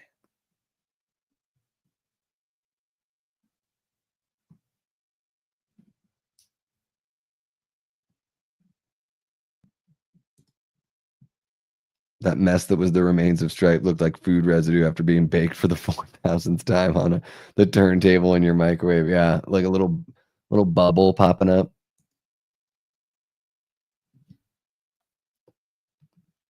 Oh, that's a good one. Tyler, what's the most challenging part of being a CGI artist? Oh shit, Coy. I'm sorry to hear that, man. Earlier on the stream, I was saying our Christmas was kind of weird because my parents got sick on like Monday. And so some of our plans got, yeah, all screwed up, man. I'm sorry to hear that. That sucks. Kids got, yeah. Nothing worse than being sick during the holidays, man.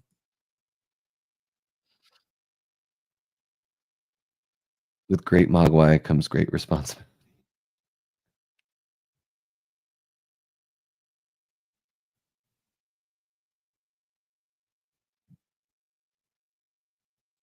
It's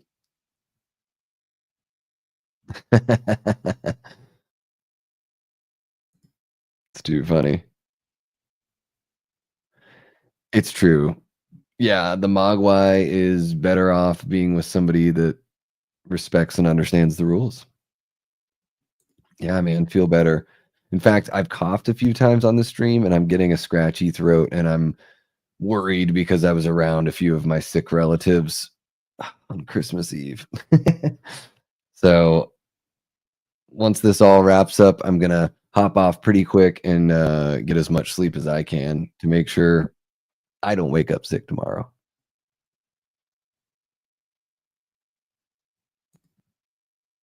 Thanks, Prince. We'll see, man. We'll see. Hopefully.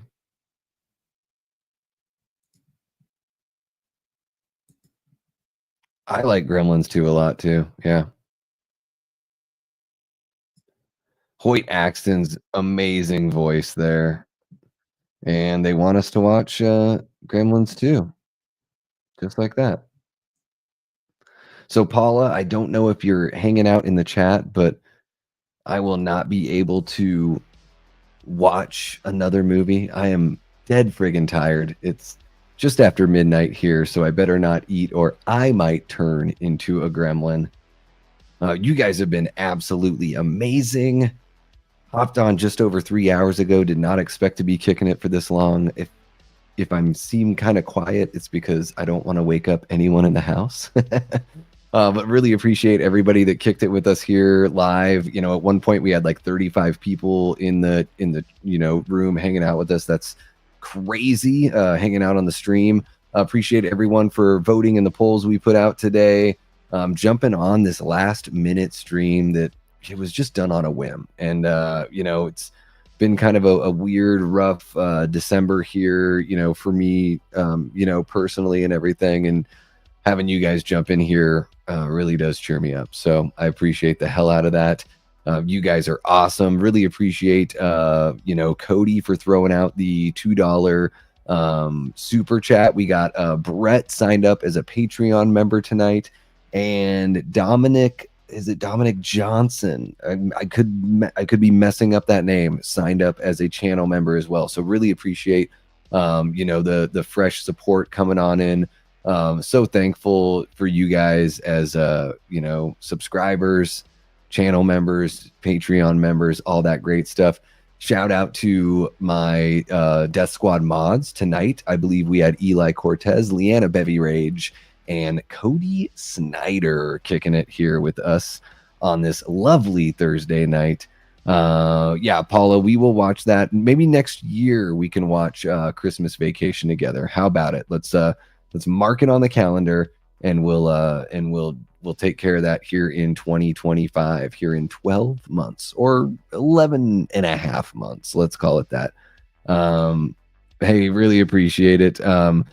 This is a big part of self-care for me. So, there's other things in my life I need to take care of, but you guys are a big part of the mental health boost, for sure.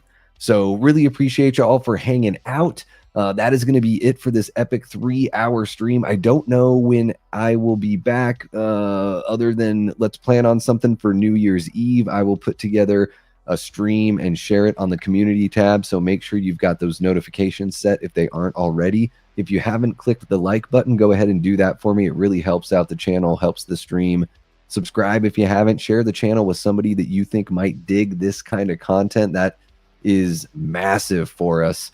And yeah, guys, I'll probably be back at some point this weekend or early next week, but at the very least, you're gonna see me on New Year's Eve. Let's watch New Year's Evil. Let's have a little fun. I've never seen it before, so I'll watch it one time just so I am not watching it for the first time with you guys, and then we can check it out on New Year's Eve together. So thank you all so much. Really appreciate you for hanging out.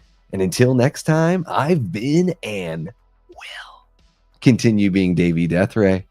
Take care.